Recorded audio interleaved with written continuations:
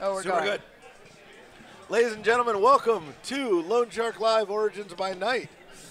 Hello. We're here at day 2 of Origins. It is a Friday, and so we got a chance to go to the convention today. Got to I play spent all day things. at the convention. Yeah, Yes. it's been great. So I'm Mike Selinker, Paul Peterson, Gabby Weidling. Yes, that's us. That's who we are. Yep. So tell me about your day. Paul? Well, I started with Jenny's ice cream, of course. Right. That's how you start every That's how day. you In start fact, every day. Correct. In fact, I didn't have a lot of time, so I just got Jenny's ice cream. Right. That was my breakfast essentially. Excellent. And then I played some games. Well, I want to talk about that. Yeah, I didn't play like that much new stuff in this initial burst. I played Villainous, which is Always Nice. fun. which Yeah. is, I mean, relatively new, like Yeah. a year Right. old, but is amazing. I love that game. Yep. That was a lot of fun. How about you? I played Villainous with Paul. I ate a lunch at the market. I later got some Jenny's ice cream and a sweet new hat. You do have a good new hat. Rocking the Jennies. Yeah. I mean, it's like the hat was red, my hair is blue, my lipstick's red. I had to. You were basically. Do you remember the popsicle that you would get from the Yes. truck? Yep. The that red, was white, blue, the bomb pop. The red bomb pop. Yeah. You're basically a bomb pop. Yeah, I think so. Yeah. Yep. Yeah. Yeah. It's my new name. Bomb Pop. Bomb pop. Bomb pop. Bomb Pop. Sounds good. Yeah. So that was my day. I got to go play the demo of the Die Hard game. Oh, Nakatomi Plaza. How Yeah. was that? Tell us about that. It was great. I am very excited about it. So it's coming out, I think, in a month or two. Yep. And it's cool because they got it divided kind of into 3 acts, so it follows a little bit of the plot of the movie. You get your first floor area, and then the board folds out. You go to a new area. It's thieves, the bad guys, versus John McClane. So our demoer was the John McClane, and we were the thieves, and we did pretty good. That sounds like a bad demo. If you're the demoer, you should always let the people be John. Everybody should be John McClane. I think that's fair, There should be like except 5 John McClanes. Yeah. but there's one John McClane, and there's many thieves. Oh, I guess. And the John McClane is like, it's not more complex, but it would require explaining 2 sets of rules I to guess everyone. so. So they're like, I'll do this and explain it to you as we go. So Okay, I thought it was great. Did John McClane win? Well, we didn't finish the game. We did Act 1 because it's demo. Did And you have a machine gun? John Ho, McClane, ho, ho, ho, ho, had the machine gun. I see, okay. Yes. Yeah, and you have different quests. So, like, we're trying to break through locks and pick up hostages, as you do when you are, at Nakatomi Plaza as the bad guy. Right. Or gal, or them. Sure. And the John McClane had to pick up a machine gun, some ill-fitting shoes, which was a great plot point. Yeah, so it was very fun. All right.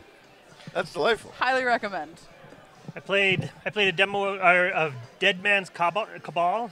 I thought that was really good. It's one of those like I take an action and then I choose an action we can all take Sure. games, and there's different areas of moving skulls around until eventually there's a pentagram in the middle. Great. And when you've collected enough skulls and you play them in the pentagram, you start summoning bad guys, Nice. and they're worth points. So Nice. That sounds good. I also took some people to play the cat slap bug. Oh. Cat. We can get this right. Super Kidney kitty bug slap. Bug slap. Yep. Yep. Yeah. I went by to get that demo and it was busy, so I didn't get that demo. But. Yeah, well, it's a 2-minute game, so the odds are pretty good you can get that in At some point between some now point. and Yes. Sunday. So, no, it's good. I saw some other interesting things. Like I didn't know that they'd made a Batman talisman.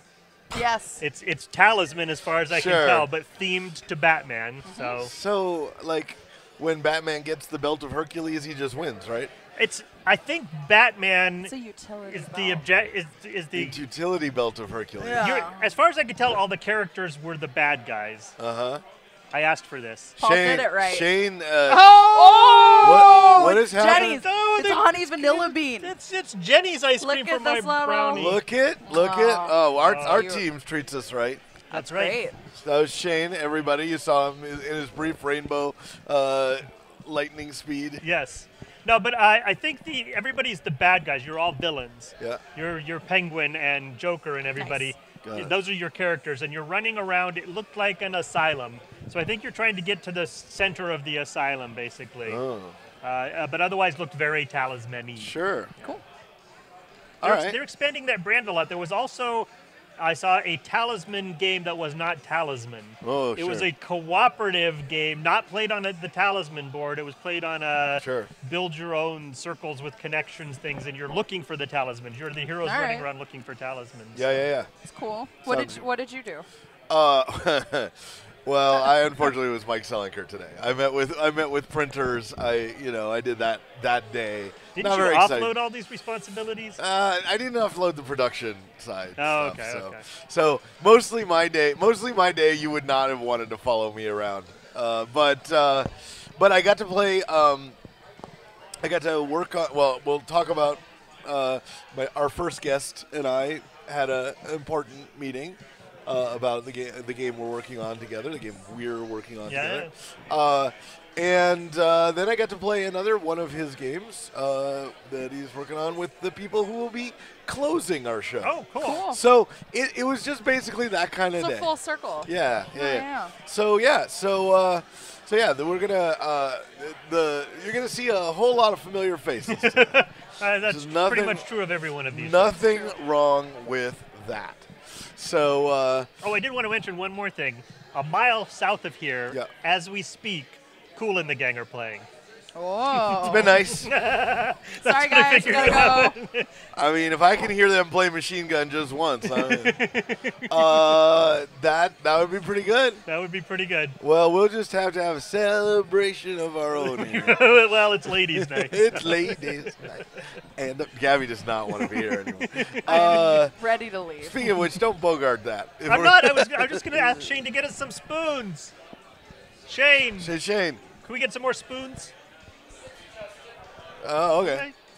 So, anyway, let's see. What's, I also did, if we're talking about how exciting my day was. Yes. Right, which we should do. Sounds like it was the most exciting. Yeah, I voted in the Gamma elections. Yeah. Oh. Yes. Yeah. By proxy. I was about to say, how did you do that? Because it's right now. Because it's right now. Yes. Are we is this like a breaking news election night sort of broadcast? Are we bringing and the results are in. And the results are in. From the brewery next door, we've got. Now we're going to call it for a ballroom 2. Yep, the candidates running unopposed have won. Yes. So that's exciting news. Okay. So basically that was my day, which makes me out to be the best radio host. I could have invented an entire day, right? Instead of that, I could have said, "Oh yeah, no, it's great." So I rappelled down the side of the Columbus Tower. Rescued a raccoon. Nice. Yeah. You don't have to make something up though, because last night after our broadcast, oh no, yeah. you and I went to a place. We did. We had a food that was very special. So wow. There's a place called Mikey's Late Night Pizza. Yep. Right? They advertise two things in neon on the side of the building: pizza, booze, pizza, booze, pizza, booze. Right? So it's already leaning into my wheelhouse. Mm-hmm. But we get in there and we start to notice that there are words on the menu that we do not understand. Right. Things like The unicorn bar. Cannoli chips. Right. Spicy ass salad. Spicy ass salad. Yeah. With flamin' hot Cheetos. Oh, right. okay. That's what we discovered. So, but the most interesting sort of column was alternate ways of pizza being presented. Yep. So there was a pizza dog. Well, Pizza dog, which we didn't see. Okay. But we're not really clear what a pizza dog is. But in the middle. Right. Pizza dog. That's DAWG. WG, right? Of course. We're from Washington. We're used to that. But in the middle was the Cheesus. Cheese's crust. Cheese's crust. For $10. Yeah. Which you could get of your very own if you are in Columbus. Yeah. Or the baby cheeses. The baby cheeses. So the Cheese's crust, the big one. Right. That's a piece of pizza with some American cheese, and then another piece of pizza. It's a grilled cheese sandwich. But the bread is with pizza. bread being pizza. Do they cook the pizza, put the cheese on, and then grill the pizza? Yeah. It's a grilled. Again, yeah. It's a grilled pizza. Got it. With lots of American cheese in the middle. And the baby cheeses is just one slice that they put in half into it. So it's like for modesty. Sure. I went for the modest approach. I got the little one. Tonight Yeah. I'm going for the big one. You're going back? Yeah, I'm going to go Yeah, back. yeah. So yeah, we've discovered that a grilled cheese pizza is about as good as you can get. Yes. Right. And we have a guest now. We do. Hey. Hi. Hi. Hey. Oh, hi. I'm Mike Stelling. We've never hello. met. Oh, It's pleasure, a pleasure to meet you, sir. you. I'm honored to be here. This is Justin Gary. Yay! Hello. Yes, of Stoneblade Entertainment. We have so many things to talk about. So many things. Oh, my And goodness. so We have no other guests tonight. because- Yeah, it's I fine. mean- We're just going to take the rest of the I time mean, here. it's really going to be like, so I don't, I mean, any one of these subjects we could fill 15 minutes with. Easily. So let's get some of them like out of the way. Just knock them out. Knock 'em out. So boom, boom, boom. new Ascension expansion. New Ascension expansion. Tell me about that. Ascension Skulls and Sails. Yep. Pirate Ooh. themed. Yep. Super awesome.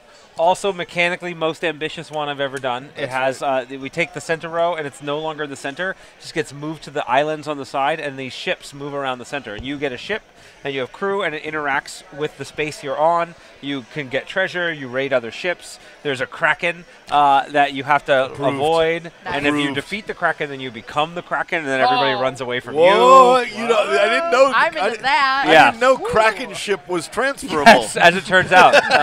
No one wrote Very that. few people know the Well, transfer only- property of only Kraken. one Look around. person Only, needs to know. only one person at a time knows. That's right. They you- die, then the other Yeah. person knows. Yeah. If you don't see the Kraken, it turns out it's you. You are the Right, Kraken. you are the Kraken. Right. That's Very good. news. Actually, that's news. When you transfer it, do you have to say re-release the Kraken? Release once again. Third edition Kraken. I like it. I like it. Well, you know, we'll be playing that. Yes.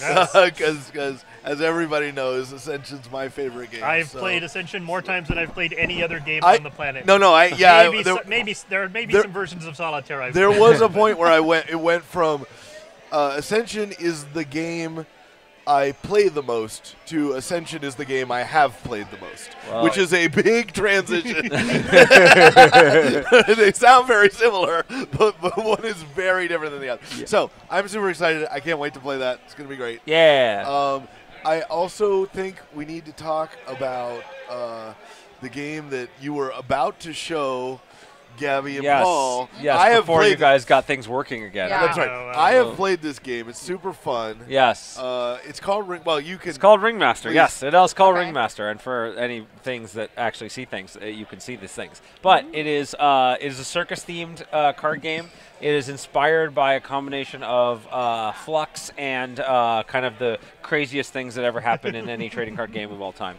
I basically took every best Magic card you can imagine, put it at 0 casting cost, and Oh, added perfect. into Really a true. system. So Sold. it's really fun. It's Done. like a only $10 game. Takes with 30 cards, and it takes 10 minutes or less to play. But there's tons of like variation and strategy because every card's a one of, and you never know what's going to happen next. Nice. And it's definitely been both one of the most fun ones to play and work on. And then we've been getting a great reaction to it. We made all the we had a great new creative director. That's what really made this game come to life. And he came up with the circus theme. We have these tarot-sized cards that all look like old-timey circus posters Right. and So great good. Love art. that And art Yeah. it just style. like it's one of those things that like I had been trying to make like my version of Flux in a long time because I think that's just like a very elegant like Sure. distillation, and it's been 8 to 10 years of like no, and then it finally all just like came together this year. So this is an exciting passion project. I'm glad to see come to Nice. life. Yeah, I was honored to be one of the first people to play it. Yeah, that's It was- right. It was pretty great. That's true. We were playing it, and I realized very quickly that I built up a thing. I had the engine going, right? It was all set, and then it was gone. like it wasn't like it had started to be chipped away at by a slow. No, it was just obliterated. Yes, and yes. and I still won that game. Yeah, no, the swings are big. That's for sure. Yeah, so maybe not if you're looking for sort of a slow plodding. No, the build-up. I'm 10% better than I was last turn Yeah. engine. That's not this not game. your This game. is not for you. No, but I had a great time playing this.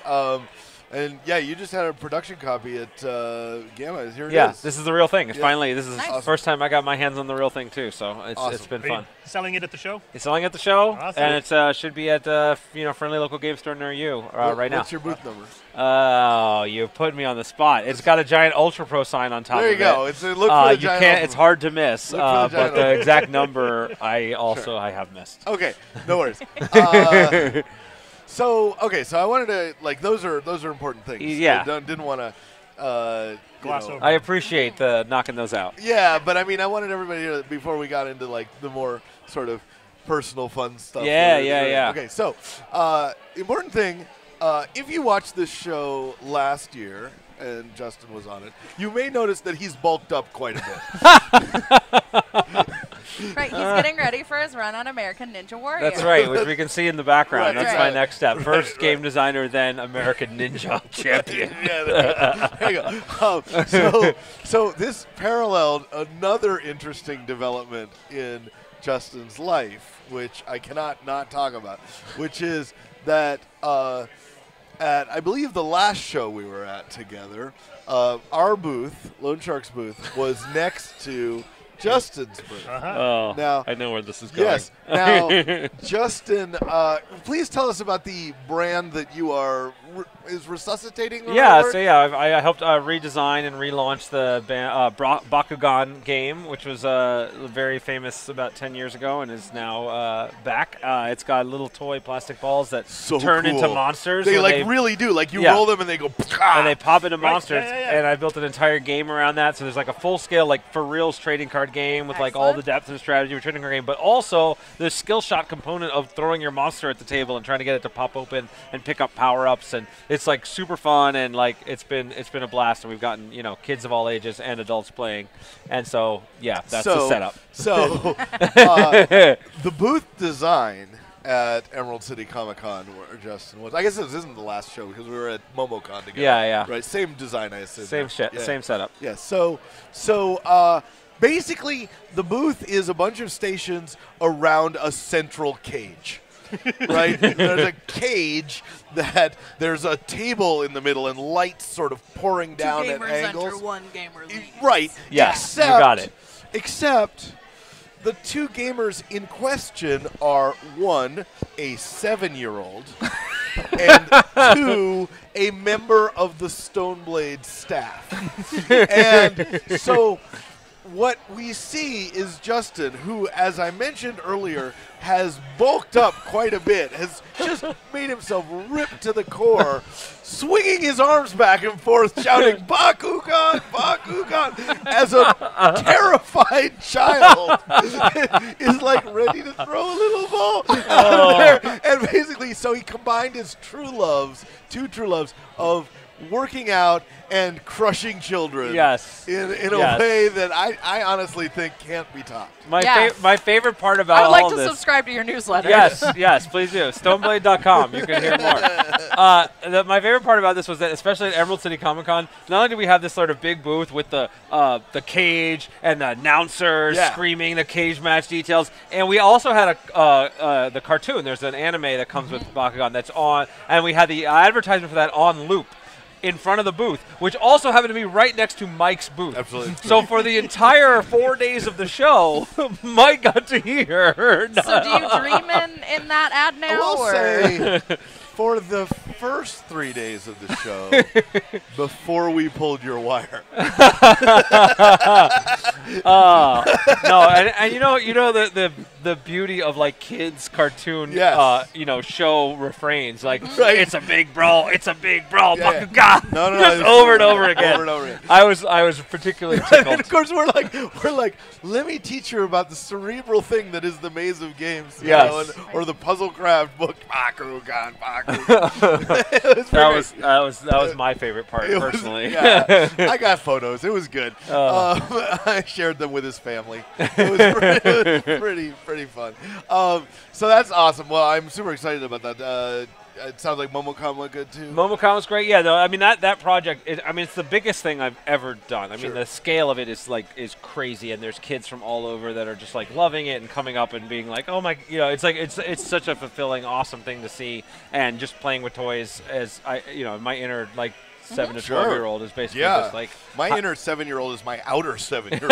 Right. Yeah, that's the beauty of our lifestyles in general. Is like the little kid just became a big kid, and so yeah, that's been amazing and awesome, and like I get to play with that, and it's also been crazy because that project, as you guys know, some of these it takes like 3 years plus of working on it before I can't talk to anybody about anything under like strictest of NDAs. Right. And so finally in January it finally came out and I could start talking about it and seeing. And also like I just didn't know if that was going to work. I mean like I knew the toys would be popular, but like is there space for a Kinetic Toy TCG?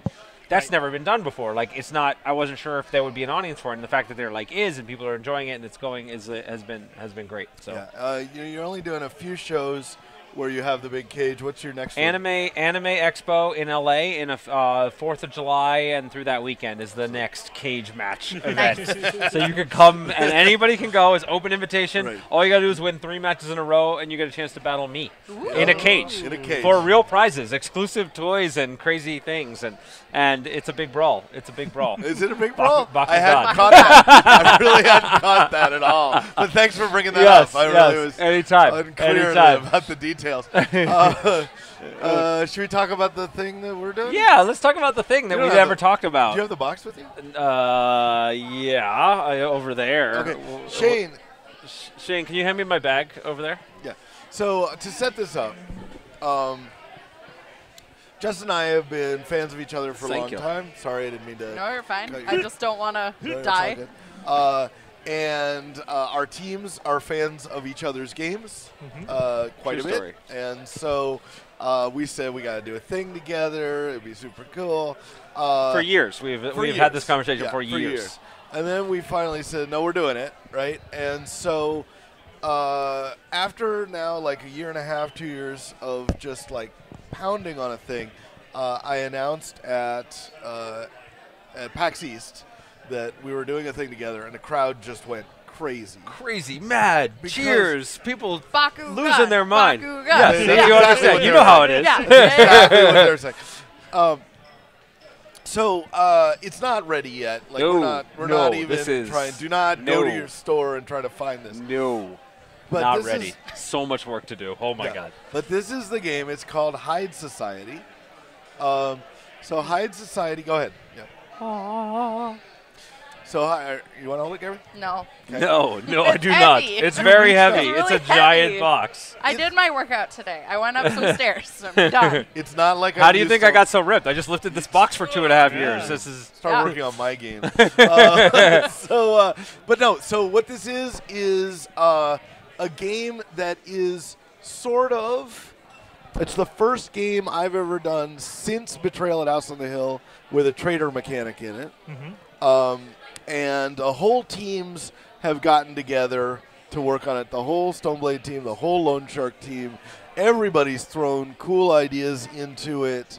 You guys have a different way of working than we. Yeah, we've learned a lot about the process of design from working with each other. Yeah. So it's great because like you were actually the first person I had on my podcast talking about design, Think Like a Game Designer, which is a free podcast everybody can listen to. Absolutely, go and listen. Paul's the most recent guest we've had on the Nice. podcast, but. We talked a lot, and we have very similar philosophies on design, but we approach it from like opposite directions.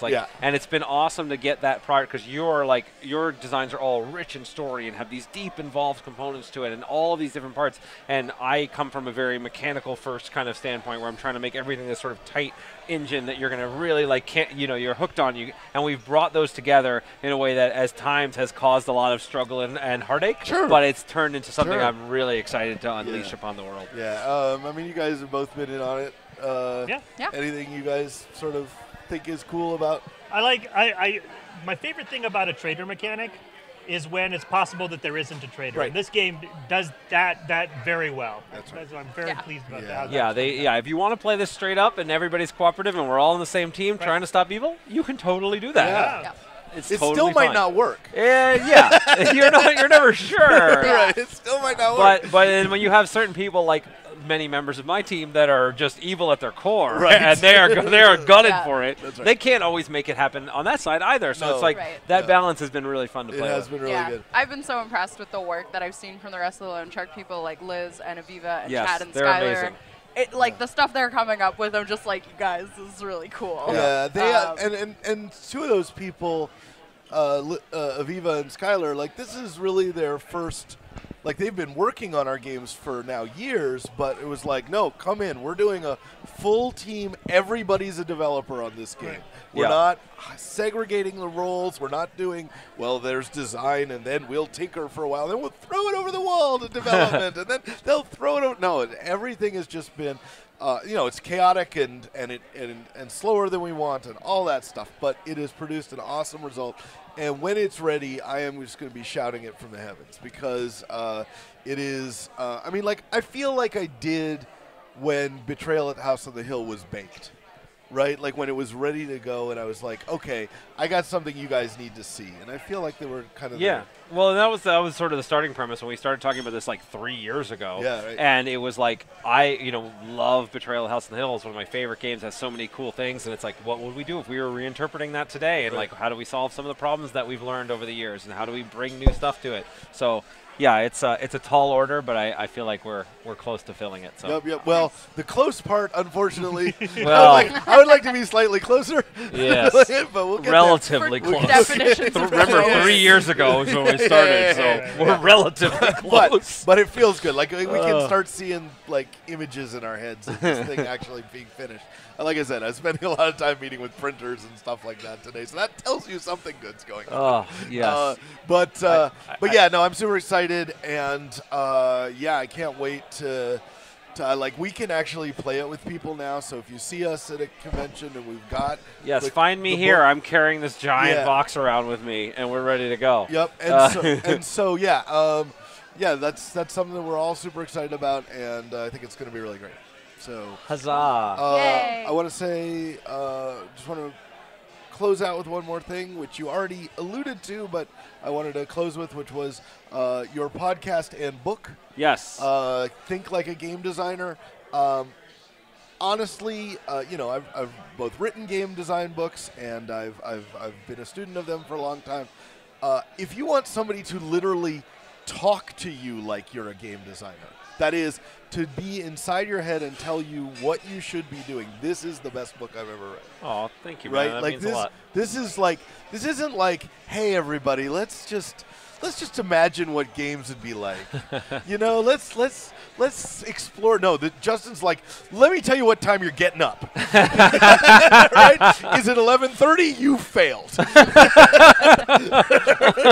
Right? I mean, it's not literally. I like sleeping late. Let me just make that clear. Sure. But no, I do try to make it like very practical, very down to earth, very step by step. Like, I mean, it includes workbook at the end Right. of Yes, each exactly. chapter. Yeah, Yeah, each chapter Do has like this, write some exercises stuff you here. do. Yeah, Like if yeah. you go through all these exercises, you 100% are a game designer at the end of it. And like I came at it from the same perspective. Like when I started designing games, people thought I could design games because I was good at playing games. I had Right. no idea how to design games, and I just had to struggle to kind of figure it out. And so this was like my sort of gift back to the community so that other people that want to start making games don't have to do the same struggle. Yeah. And I've learned these principles not just from my own experience and from research, but also from talking to you guys. And like, as you know, I recorded a lot of the podcasts long before the Right. book came out or anything else because I was Long like be- figuring all of this stuff out at the same long time. before you told us you were recording them.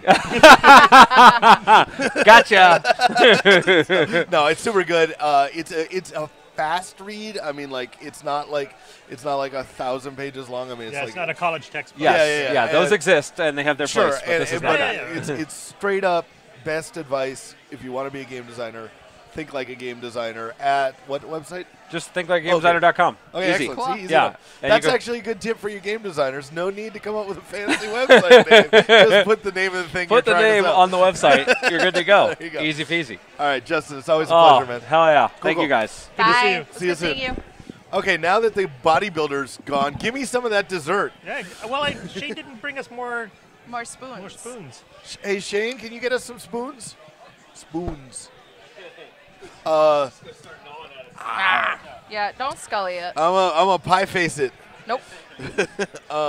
So Was that just whipped cream? Yeah, okay. Yeah, nothing wrong with that. So that's Justin Gary. He's a bit of a hoot. He's a good guy. Yeah, we like him. Oh, another thing I did today Tell me. was I ran into one of the people who was in my playtest group at home, and I didn't even know he was going to be here. And he was pitching a game that he's been playing that he's been playing in our group. So, and I was just super excited to see him. And he was like, "Oh, I'm having trouble getting some meetings and stuff." So I went around and talked to people I know, and he's getting some more meetings and stuff. I'm super excited to see if it goes anywhere. But it was just like I didn't even know he was going to be here, and it was nice to see that he's here and he's pitching a game that I've seen him working on for a couple of years now. That's awesome. That's so great. Yeah. Yay, helping new people. Yay! Put this on here. All right.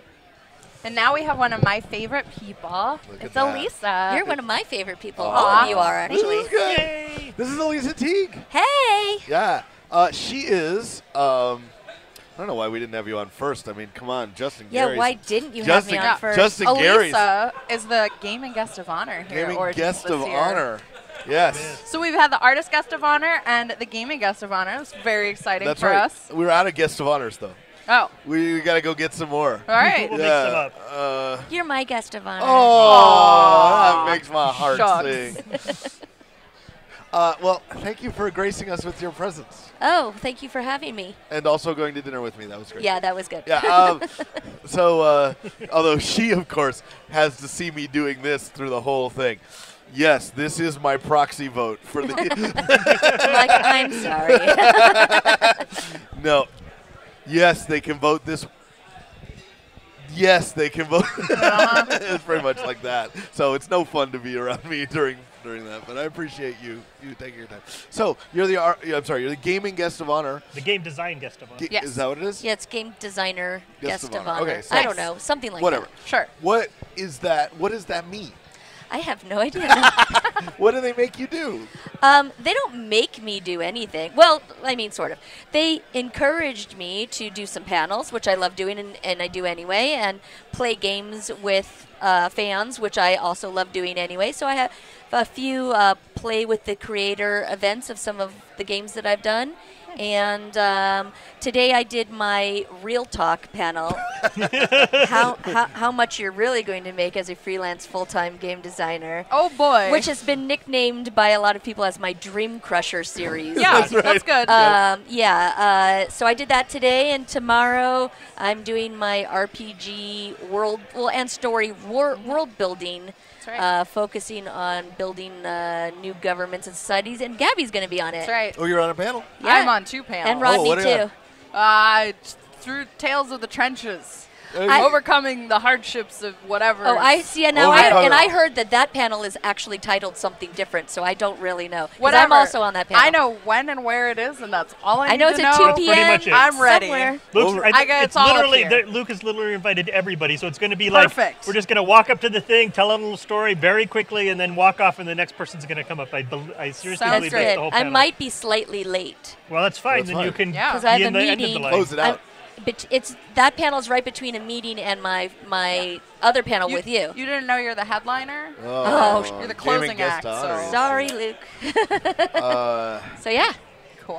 well, let's talk about some of the things that you have going on this year. There's lots of them. there are lots of them. Well, let's talk about. Okay, let's start with this. There's a little game called Dungeons and Dragons. Yeah, you may have heard of it. Yeah, that's right. Yeah. Tell the listening public about what you do for D&D. Well, a lot of different things, actually. I'm writing a lot of their live stuff and stuff for Adventurers League. So last year they did a live event in Los Angeles. They did one this year too, but I didn't write this year's. I wrote last year's Stream of Many Eyes event, which included a lot of puzzles and stuff like that. And then I've been writing some AL content, Adventures League content. I wrote the competitive epic for GaryCon, which is their competitive epic of the year, for the last 2 years. And I stuck in a bunch of puzzly goodness in both of those as well. Yay. And then I've been doing other little bits and pieces of things for them, and then something I'm not quite allowed to talk about yet. but it's coming out next year. But we'll talk about that another time. Maybe next year? Maybe Sure. next year. Origins. Yeah. Next Origins, yeah. Well, you and don't- then I'm doing the D&D in a Castle thing, which Oh, is yes. not really them, but sort of. It's sponsored by them. Yeah, you were in a castle last year in France. Yes. So D&D in a Castle is a cool event where you can come on out and have a D&D luminary, I guess they like to call them, be your personal DM for 4 days. And Non-stop. yeah, nonstop, pretty much. I mean, it's technically the requirement is 8 hours, like 4 hours, then a lunch break, and then another 4 hours. But we were playing for much longer than that. And the DM custom writes an adventure just for your group. And we have a lot of really cool sponsors. So we're using, like, this year we're using Dwarven Forge Terrain, and we have, like, Norse Foundry Dice, and Ooh. Elderwood Academy gave us, like, all gifts last year. It was really Fancy. cool. They're going to be out And- later today. Oh, cool. They're awesome. And, and then we play, and we have a great time in a legit real castle. And this year the castle is in? This year the castle is in England. It's in, oh God, I don't remember the city because I don't think of things It ends very in well. Shire, I'm yeah, sure. yeah, something like that.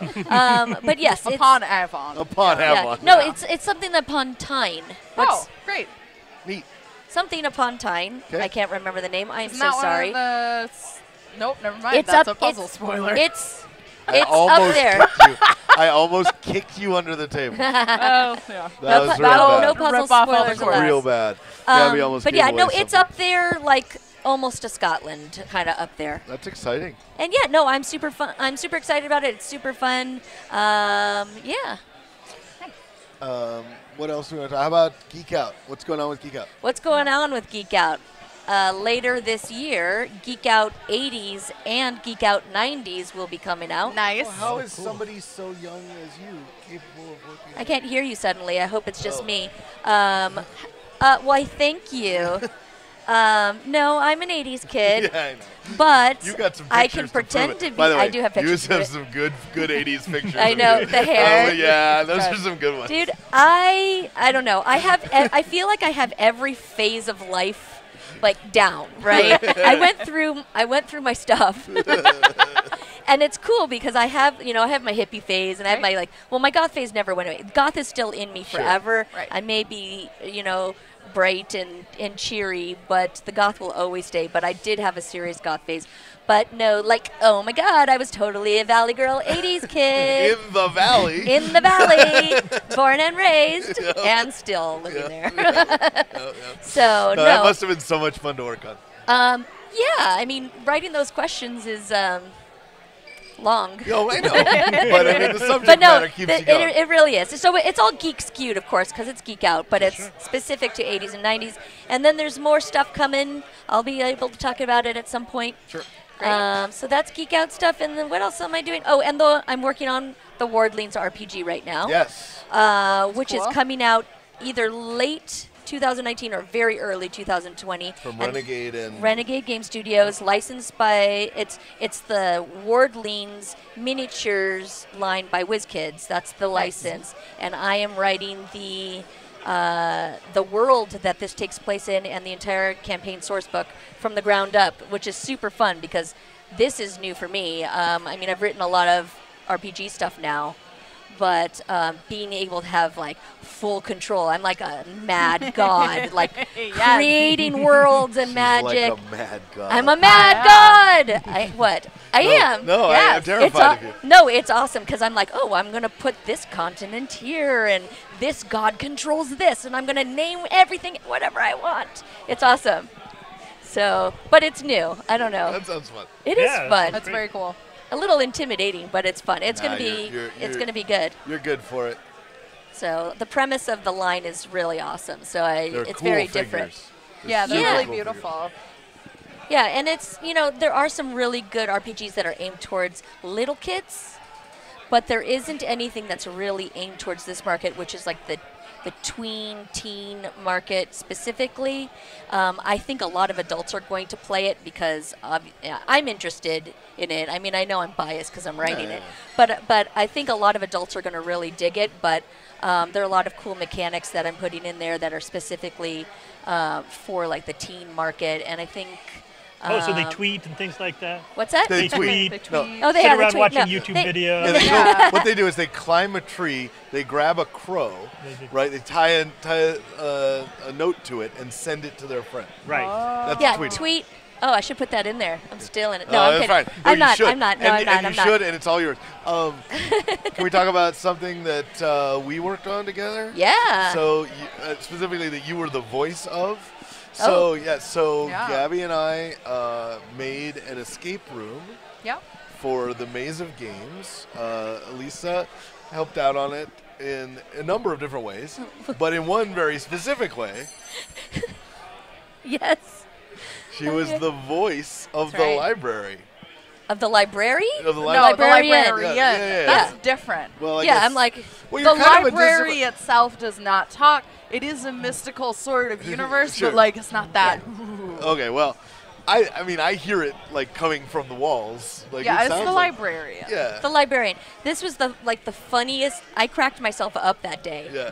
recording this because I really thought I knew what the librarian should sound like, but I couldn't make my voice do it. Do it. That's like It me was- trying to no, speak I French. can't. I can't make the mouth sounds. I can't make any acts. I can't drop the valley. I've dropped the valley enough to sound like I sound now, so I can sound like a normal human being. Elisa would send me like, is this a British accent? I would go, no one from Britain has ever My had best that friend, accent. my best friend from high school lives in England. She's British, and I'm going to see her in 2 Yes, weeks. sure. Hi, Melly, if you're watching. But anyway,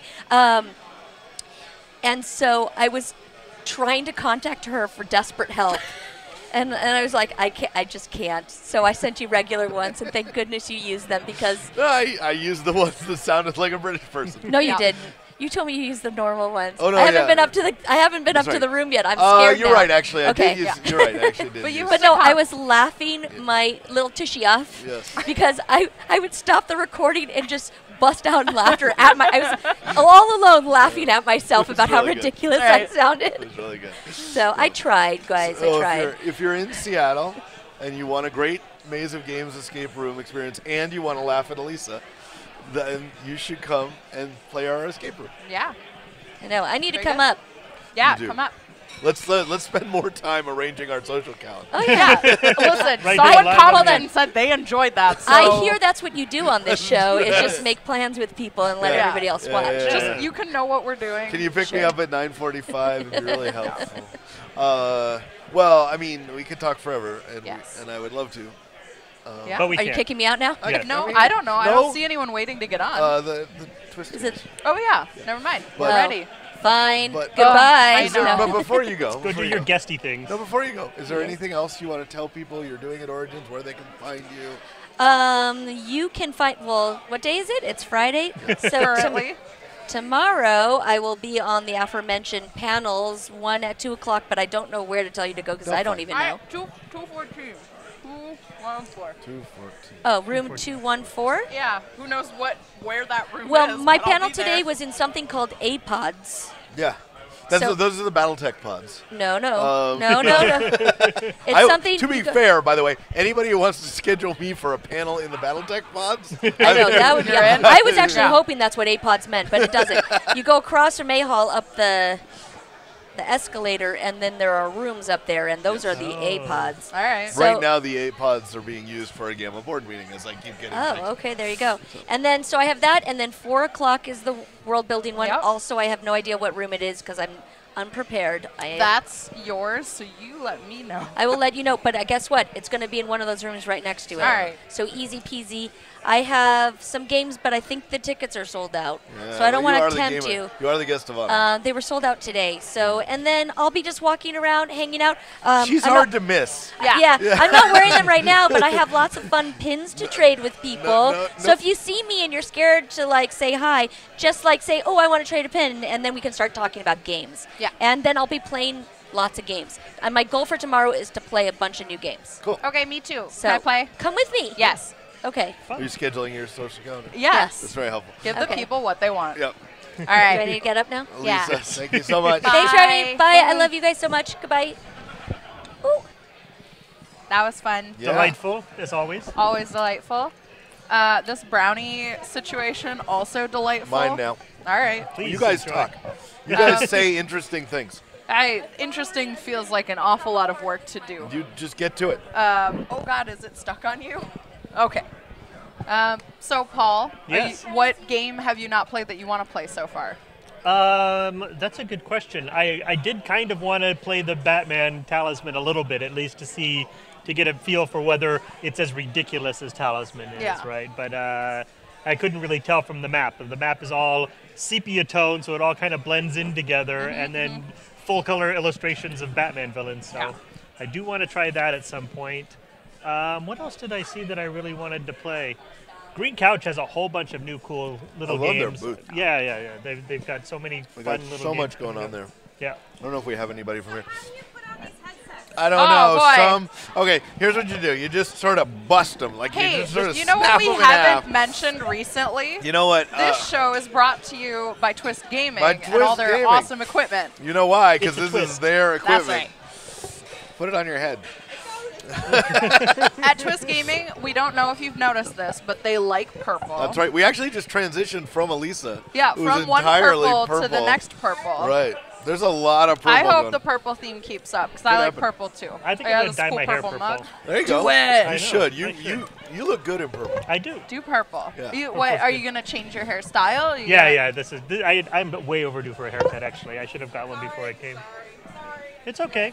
You do you, man. I was there. I really like yours. I was thinking about Do it. buzzing it around and Yeah. having it long on the top and purple. that- We'll be hair buddies. We'll be hair buddies. you can be bomb pop too. Bomb pop too. Purple. Yeah. Purple bomb pop. Yeah. Bomb perp. How did we get to Hey. bomb No. pops? Hi. Hi. Gabby, okay. Gabby's a bomb. I'm red and look, blue today, look so at I'm her. like a Yeah. bomb pop. Like you know when the ice cream man came by, ding ding ding ding ding. Wait, turkey what in did the straw. how did it sound? You know, turkey in the straw. Oh, ding, so ding, there's ding, an ice cream truck that is in my neighborhood, but it's like dying. Well, so it usually- is the most eerie sounding like calliope Bing, noise bing, you will hear bing, really bing, slowly. Do you And it's like a half She step looks like a off. bomb do you pop. remember the old video game with the trucks and one of them was like a twisted clown truck? Yeah, yeah, Crazy yeah. Yes. Was it? No, not crazy. Metal. Yes. Metal. Twisted metal. Twisted Yes. metal. Twisted metal. Yeah. That's how I feel about ice cream. We should trucks. introduce you. Hi. Hey, it's Aunt Lucido. Hi. So I just want to be very clear about this. So we've said this before, but if you're watching the show and you think, "Gosh, I can hear those guys," or I can "Gosh, see them. it's cool, I can see them," Like without them, this doesn't happen. True. Yes. Because we called them a week before the show. We Less were even. we were drowning. Let's see. Yes. And we were just like, "We don't have our equipment. We need new equipment." They're like, a "We hiccup got you. has occurred. We got you. We got you, Selenker. We can fix this." Made it happen. You did. No. You are our favorite people in the whole wide world. because of Love it. No, you know what? And I've said this before on the show. I think that one of the best things about this industry as a whole is the sense of community among not only the industry side but also the community itself. And I love being somewhere where people can be friends and help each other. And if you needed something, I'm there. So Aw. nice. You're so nice. Somewhere. yay. Aw. So you wear purple for a reason. Let's Yeah. discuss what Twist has been doing here at the show. Sure. So Twist Gaming is a Oh, live. hey Josh. Sorry, I didn't even notice he was there because He his looks this like a- wall, blasted wall of purple. It was just like like a rainbow pony had exploded, and so I didn't. Sorry I didn't catch you there, man. Yeah. He's in stealth mode. I mean, always be branding. Always been Always around. be branding.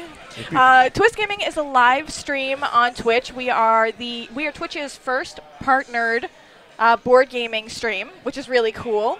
We've been doing this for about 3 years. We really started and kind of hit some traction with a live KDM campaign. It's kind of so Kingdom Death Monster. And then we moved on to like convention coverage and playthrough videos. So we love having publishers on. We love, our focus is interactivity in the community. So we love doing things live. We love having you guys join us and chat. We try to do polls. When we do campaigns, especially the KDM campaign, our audience plays as one of the characters. Oh, cool. So, I mean, that's the whole thing. Not here, but at PAX and at Dice Tower Con, we are taking that interactivity concept to the conventions. So we'll be doing, you know, demo tables and rooms and giveaways. We're really trying to create that community. Right. I love that. Yep. Oh no, you guys Super do rad. great stuff. I have crashed your stream a few times. Yes. And that is always entertaining because you guys are clearly drunk on power most of the time, and it works. It definitely works. That's it's a delirium. Delirium, yeah. It's a super fun broadcast. So when you're done watching us today, just go back and watch everything Twist has ever done. Like from Binge it. You binge it. You know how to Binge do all the twists. Yeah, all of it. All the twists. So when you guys are looking for new games, what do you guys do to find out if you're going to love something? Did she just flip the script on us? Yeah. I'm so used to being in the interviewers. I mean, like, She's what doing am our I job supposed better to? than What we am I are. supposed to do here? Am I Yeah. supposed to reassert dominance No, as answer those? the question. Answer the Backed question. out. Okay, just checking. I think you're supposed to start banging on your chest like King Kong. I feel like that's how we That's a go. good look. No, it's not a good look. It really isn't. What was your question? So when you guys are looking to see, get more information about the new games, I mean, we kind of industry insiders, so you get some inside scoop. Yep. But what if you don't know the company and you're trying to find out about the new board games that are hitting the market? Where do you guys usually go to find your news and your word of mouth and stuff? You mean like online? Yeah. Wow. Well, I mean, it depends. I'll often go to a Board Game Geek and look it up. sure. If I really want to see it, I'll start looking for videos that I can find. Yeah, I'm more of a wander into my. So we have some great game stores in Seattle, right? We have Uncle's and we have Cafe Mox and Yep. just other great places, Raygun, and I just sort of go there, and I know everybody behind the counters, right? Because they're all friends, and they just go, "You need to see that." Like that. I learn all my games from people basically being excited about having them in their hands. Right. Like, people being excited is the thing. So, like, I'll go in the store and ask people, what are you excited about? Like, no, really, what are you excited about? I know Right. you have stuff on the shelves, but what are you excited about Right. right now? But I also am, like, the super creeper who, like, is in the restaurant and is like, You do what are they this. playing over there? No, you What do- are they playing over there? What did they say? Oh, they don't like that game. Okay, good to know. Yeah, you definitely I do. can't not overhear, like, the, like, I love this, I don't like this, like, thing, because I'm like, am I playing the wrong They're thing too? What should I be doing? So, and also, I find out about a lot of good food that way. Yeah, that's you true. overhear in restaurants what's good and what's bad. That's so. true. That's true. You know, that's weird because like I feel uncomfortable when you do that. But when like somebody walks by with a the pie in the restaurant, I'm like my And head's I've on a already swivel. ordered it. Yeah, right. So I suppose I should be doing that with board games too. But yeah, that's basically it. I mean, like I'll a lot of it is convention based. And we're at a ton of shows, just like you, and so these two have just been hitting the floor, all Right. and just Plus, we know a lot of people, so Yeah. we're like, hey, what are you designing? What are you Right. showing? What are you pitching? And yeah. we're like, I also hear a lot from, so I occasionally teach like a puzzle or game design thing at DigiPen. Okay. And I like to ask my students what they're playing because they like are so dedicated to learning about game design and what's good and what's bad that they are playing all the games all the time. Yeah, that's really true. Like, it's hardcore. So whatever they're excited about, and like they know about like mechanics, and so you can be like, I'm looking for something like this, and they're like, okay, I got this thing for you. So that's also been a great source for me. Students teach you. How about you? How do I? So, kind of like you, I get really fortunate doing our stream, we have a bunch of publishers that come up and they get to show me all their new games. So it's cool to be able to get like, here, people, look at my game. Like it all comes to me. Yeah, right. Right? Yeah. It's delivered. But I have to admit, like what you guys were saying, even though you're insiders, like I remember going down the list today and I'm like, I know none of this. Oh, no, and yeah. you think that playing so many games in a Right. year, you Right. would, I feel like, oh, I'll have some sort of base knowledge. Right. There's just so much. Here's the thing that like when you're learning about games or when you're trying to find new games, the sentence you should just completely cut from your vocabulary is this one, because otherwise you're just going to miss out on all the great stuff, which is, oh, it's like this meets that. Right, like, because you sort of like get yourself in the mindset before you actually play the game, what your experience is going to be, and then you're either disappointed or taken in a totally different direction. And just let it go. Just walk up to a thing and go, talk to me, show me what it is. And that's usually the way I get most of my gaming experience. I feel that pitch is so common because you're trying to match your game to the people who like other games. Sure, yeah. But I get it. Like you should go with an open mind. Just because you like this one game doesn't mean you're not gonna like. That's right. Yeah, we're, if you looked at the games I make, you would presume that I like all the other games that are like that. Yeah. And for the most part, I hate all of them. Yeah, my dirty secret is that I work a lot on co-op games, and I absolutely hate playing them. Really? Yeah, she's I love making them because it's just a big optimization puzzle for me. It's Yeah. the weird serial killer wall of string and nonsense in my Yeah, brain. right. That's just what that is on the table. But when I play it, I'm like, I don't need any of you here. Just like get out of my way. I can do this by myself. It's not. I'm the asshole in those games. I'm the bus driver. I'm like, yeah, okay, so do this on your turn. I don't want to be that person. Right. I want to win by myself. Right. Well, I guess designing that co-op game is kind of that game, that solo game Right. for you Right. and Yeah. of yourself. So Right. I get that. It's interesting how people's likes for board games can be so varied. So, like, our stream has 3 of us. And our big thing is that, one, if we're streaming live, you are going to tell whether or not I like a game. Like, I can't Sure. fake No, hating a game. You are an enthusiastic Yeah, game player. right. And if I hate a game, you'll know. But Josh, Matt, and I have completely different likes and likes and dislikes Sure. in games. Right.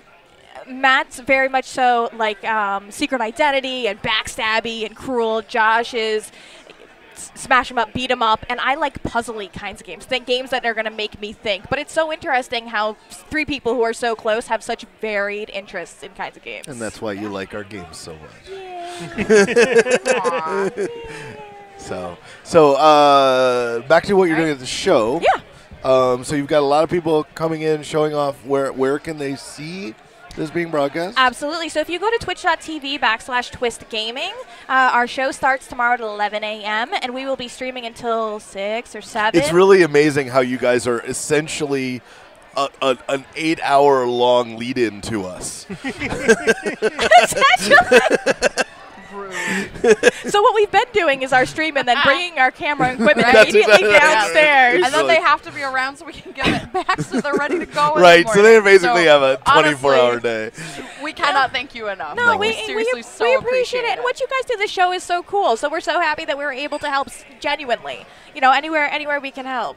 Yeah, so I've got publishers coming in. We have some really fantastic sponsors. Look, talking about community helping community, we have had some really amazing sponsors for our show, and we wouldn't have been able to put it on without them. And them and other people, they're coming on 20 minutes, showing off the latest and greatest and new games. When you're in that convention hall, Right. it's so Sure. busy, Right. right? Yep. And it's very hard to get to all the booths.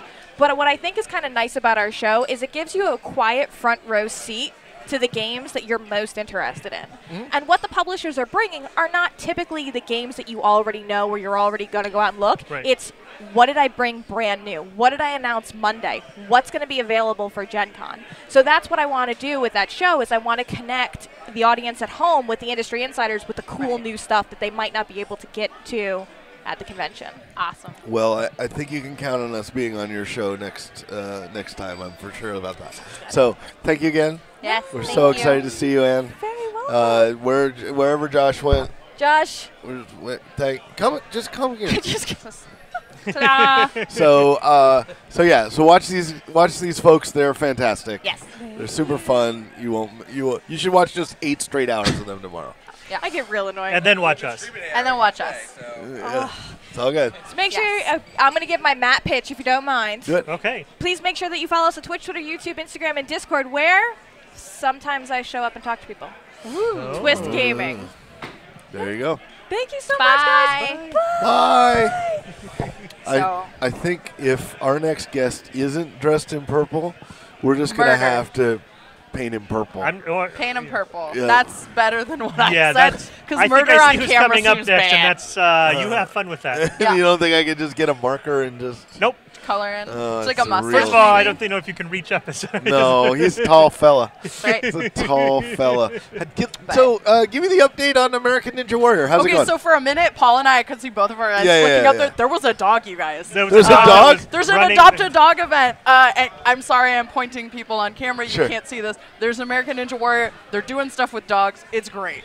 I don't know what it's about though. American Yeah. Ninja Warrior dog. Yeah, adopt a dog. Oh, it's Adopt a Dog. Look, Adopt a they got Dog. all the dogs yeah, this is pretty great.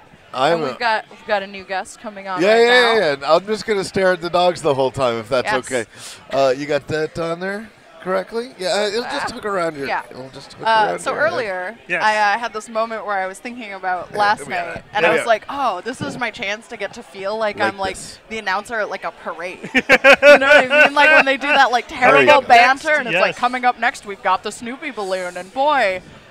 If So they had comfy. got that inflated in time, they'd really be in the doghouse. No. Like, Did you just call Mike a Snoopy Balloon? no, What? no. I was talking about how No, this after is him is the Snoopy. after balloon. him is the Snoopy balloon. He's the That's coming current up guy. next. I He's see. the current guy. I see. You're doing it.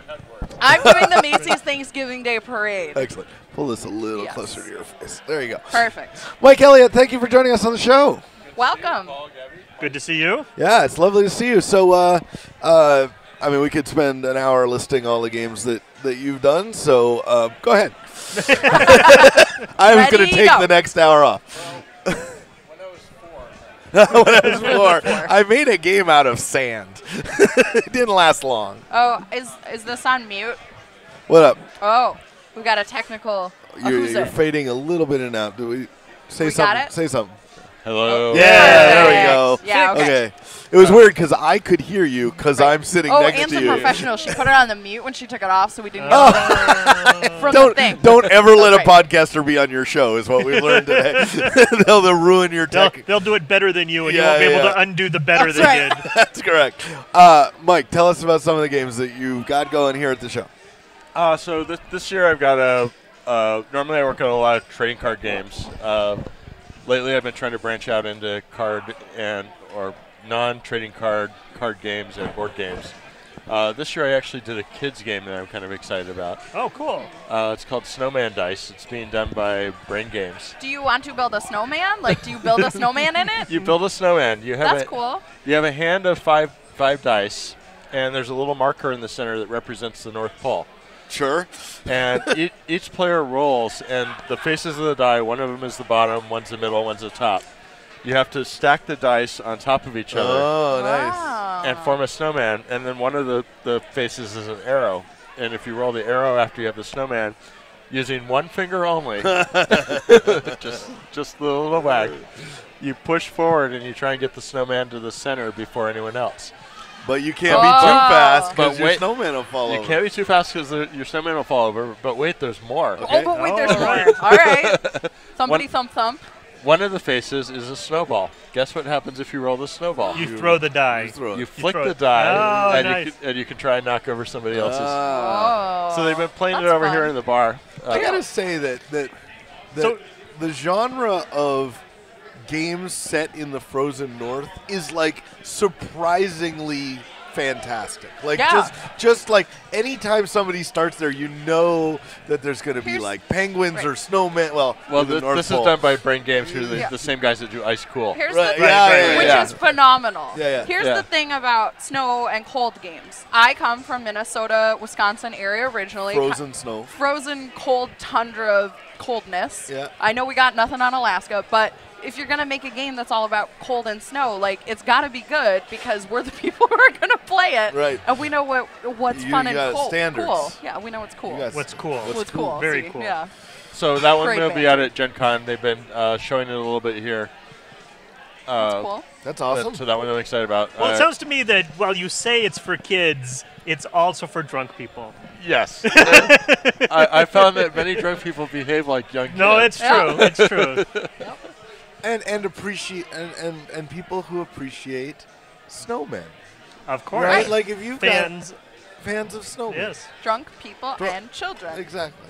not drunk children. No, No. there's no games. Well, I know some games for that. What else have you got going on here? So one of the other ones was a Kickstarter earlier this year called Terror Below by Renegade Games. Okay. In that one, you're basically going around the Nevada desert trying to find treasure while these giant worms come up from underneath and try and eat you. I Why like is that you it got the cold game and the desert game. That's Why nice. is it always giant worms? I know. I know. It's just like everywhere I go.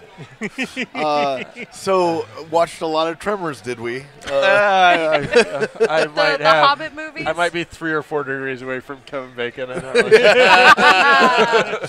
Get Fred Ward to do a cameo like that. That sounds great. Yeah, so that one I'm What's the mechanic of the worms? Like, what does it do? So it's basically you're trying to steer the worms away from you using vehicles Sure. to get the other people and not eat you. Right. While you go grab the loot.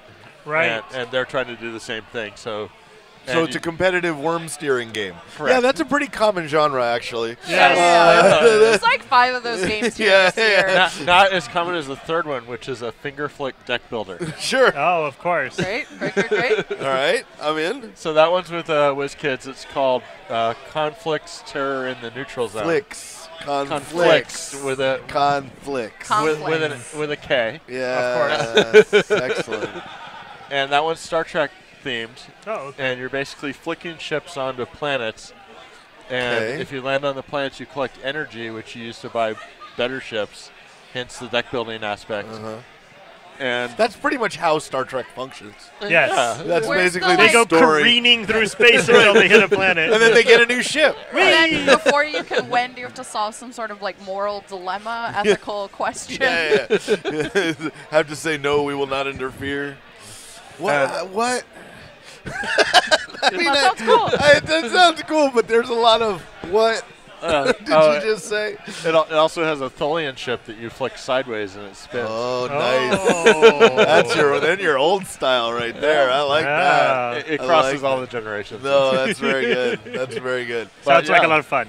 Yeah, that's That's cool. But that's the stuff that's coming out between now and the end of the year. Can people play that here? They have conflicts in the display case at WizKids. Does that mean no? No, they can't play it. Oh. Nah. Well, I mean, it means you have to get into Right. the display First, you case. have to do the heist Right. game. Excuse me. So first you play Nakatomi Heist. It's You get easier than all you wrapped think up. because the display case doesn't have any glass. Oh, so you can just start playing it. Nice. Perfect. Baby's first heist. I was like looking at it and I'm like, there's no glass here. That's very funny. That's very, very funny. People will just think it's very clear glass. Right. It'll be so fun. clean. Oh wait, there's supposed to be a force field there. It's Star Trek. Right. Have you had a chance? So we were talking earlier about games that we've played at the show. Have you had a chance to play anybody else's games? I played a lot of games at. There was kind of this quaint little con earlier this year that one of my friends threw. And I managed to play a lot of games at that. It was like PaulCon, perhaps. Oh, yes, yeah. PaulCon. We haven't talked about PaulCon. PaulCon 50. This PaulCon this 50, year. yeah, the 50th straight PaulCon. Oh, yeah. See, I right haven't here, missed the one. craziest thing, my friend Paul here threw a con and invited all his friends for his 50th birthday. Yeah. And we played games all weekend. Yeah, Like, it's how weird. cool is that? That was pretty cool. It was pretty good. I'm going to be getting inundated. No, With I, invitations. tomorrow, I believe tomorrow we'll have Rob Davio on so we can talk about the game where we played all of Fireball Island. Literally all parts of Fireball Island at the same time with bees everywhere. I love the bees. They're It my was good. favorite part of So, Fireball Island. yeah, PaulCon was fun. We Yeah, had a good thank time. You should turn 50 again. Well, PaulCon 51's in the works. We'll No, see. I'm not going to go to PaulCon 51. How's that going to live up to PaulCon 50? Well, It'll be you one gotta better. go and see, don't you? Exactly. Maybe one better. Look, I've been improving it slowly every year for 50 years. Every year. I mean, after 50 years, you get pretty good at something. Yeah, exactly. I've got a lot of practice. Yeah. Cool. Well, what's next for you? What's I assume heading off to Gen Con after this? Yeah, actually, I'm going to be going to Dice Tower Con in a couple Sure, weeks of course. in Excellent. Orlando, and then Gen Con after that. That's one I've never been to. Yeah, it's fun. It's at this nice little resort in Orlando. Oh. Tom Vassell from Nice Dice Tower little rented trip it. to Orlando in July. That It sounds sounds lovely. like you got it really well planned there. That doesn't sound oppressive at all. No, it's fun. I mean, but I have to tell you, with all the cons, it's kind of getting almost oppressive nowadays. No yeah. question. I mean, Like you got to make gotta 10, pick and 10 a choose. year now. Yeah. and You it's got like, it. Yeah, you I got to actually have choice. to design games at some point. Every now and then. Yeah. Every now and then. But I guess it's a good problem to have. It's a good problem exactly. to have. Well, cool. Well, thank you as always for being on our show. Well, thank you for having me. Of course, of course. And we will see you around the con. Yeah. Thank you, sir. Thank See you you. later. That was Mike Elliott. That was on Mike our Elliott show. right there. Did you know that? You got a snowman dice? Yeah, a little you got a snowman. conflicts? Just to be Yeah. clear, he was one of the few people who actually brought me a gift at my birthday party. Yeah. I thought we weren't No, supposed you to. don't. Nobody was supposed to, but it was, I it was brought still you- a very nice gesture. I brought you the gift of me. That's true. I got a Mike Selinker. Yeah, not everybody It's a one gets of a one kind. those. It's a one of a kind. Not Yeah. everybody Unique. gets one. I brought you. Look, I bring you I gifts. brought you my present. That's I true, bring yeah. you gifts every year. I bring you games that are broken that you need to fix. Boss favorite To be treat. clear, that is one of my funner things I get to do during the year. So I like to think of that as my continuing gift Yes, to you. that is true. That is Yes. true. Got that? Look! Yeah. Oh my gosh! I cannot believe what just happened. What? A guest of ours put on the headset the right way the first time. Well, not that you were Champ. leaping. I've never seen that He hasn't before. spoken yet. I We was don't know. so ready to turn around and tell Hunter how to put on the headset. But no. I didn't need to. I have a cheat code. I've been doing the twist gaming stuff for like 3 years now. So they had to teach me a few times. Hunter Shelburne, thank you for coming to our show.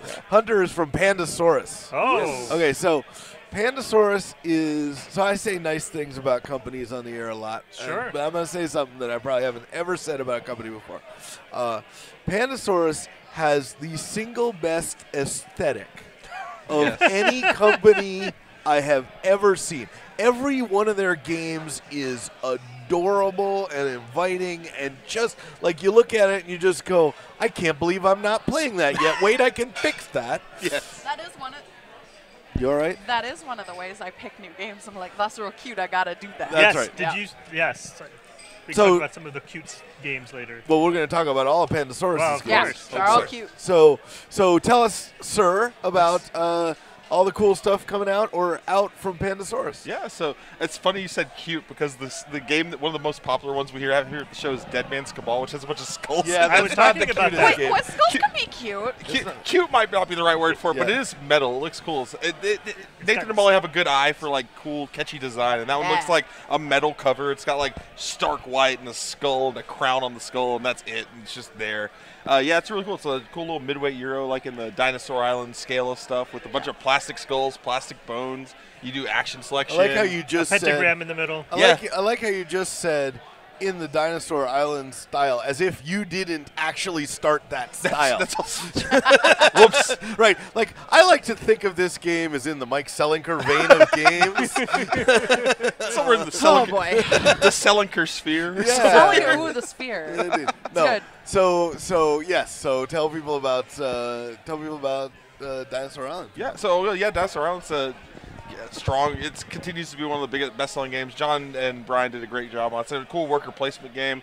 It's like 4 little mini games all in one that kind of forms into one full thing. You're like placing workers to get amber or get a DNA, and then you're having to actually build it in the park and put the dinosaurs in the park and increase the security level and all that stuff. And then there's like a drafting mechanism and all this stuff. It's like teaching 4 little spots, but once you get it all down, it's like Mario Party with dinosaurs. You just Yeah. do 4 Yeah, little okay. mini games and then build a park. It's a lot of fun. It's not all just dinosaurs, but the dinosaurs are awesome. The pink dinosaur meeples. If you've ever seen the so pink dinosaur good. meeples, that's us. They're so That's good. so good. They're nice. Yeah. That's awesome. So have you been just like demoing games all day, or what have you been doing? Mostly I demoed games, and I was actually kind of booth managing, I guess. I've been kind of hanging around watching the team. I have an awesome team of people demoing stuff for us, so just they've been doing a great job, and I got to break off at the end of the day and go to a toy store. That's pretty much where I was at all day. What? Wow. There's a toy store? Yeah, Where? tell us more. Yeah. It's like my yearly little trek. One night of the year, I go just find some time. There's right down, I think it's High Street. There's a place called Big Fun Columbus. It's a little toy store with a bunch of retro stuff in it. That sounds cool. Yeah, I found a really cool Grail item for me, actually. Me and my brother collect Jurassic Park. Speaking of dinosaurs, Jurassic Park toys.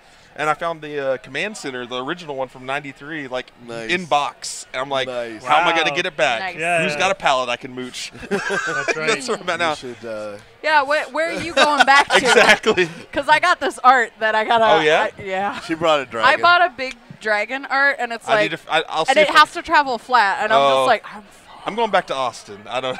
that's the wrong way. Yeah, I'm sorry. That's okay. Sort of triangular. Maybe Yeah. from Austin. Listen, maybe it's a traveling Maybe dragon. we can just drop it off the pallet. Just see if it gets there. Are you going to Austin via Seattle? Oh, okay. It's a bigger triangle. Yeah. It's a rare move. It's a pretty cool triangle, though. Yeah, it's an okay Oh triangle. yeah, you're gonna get some good coffee along the way. Yeah.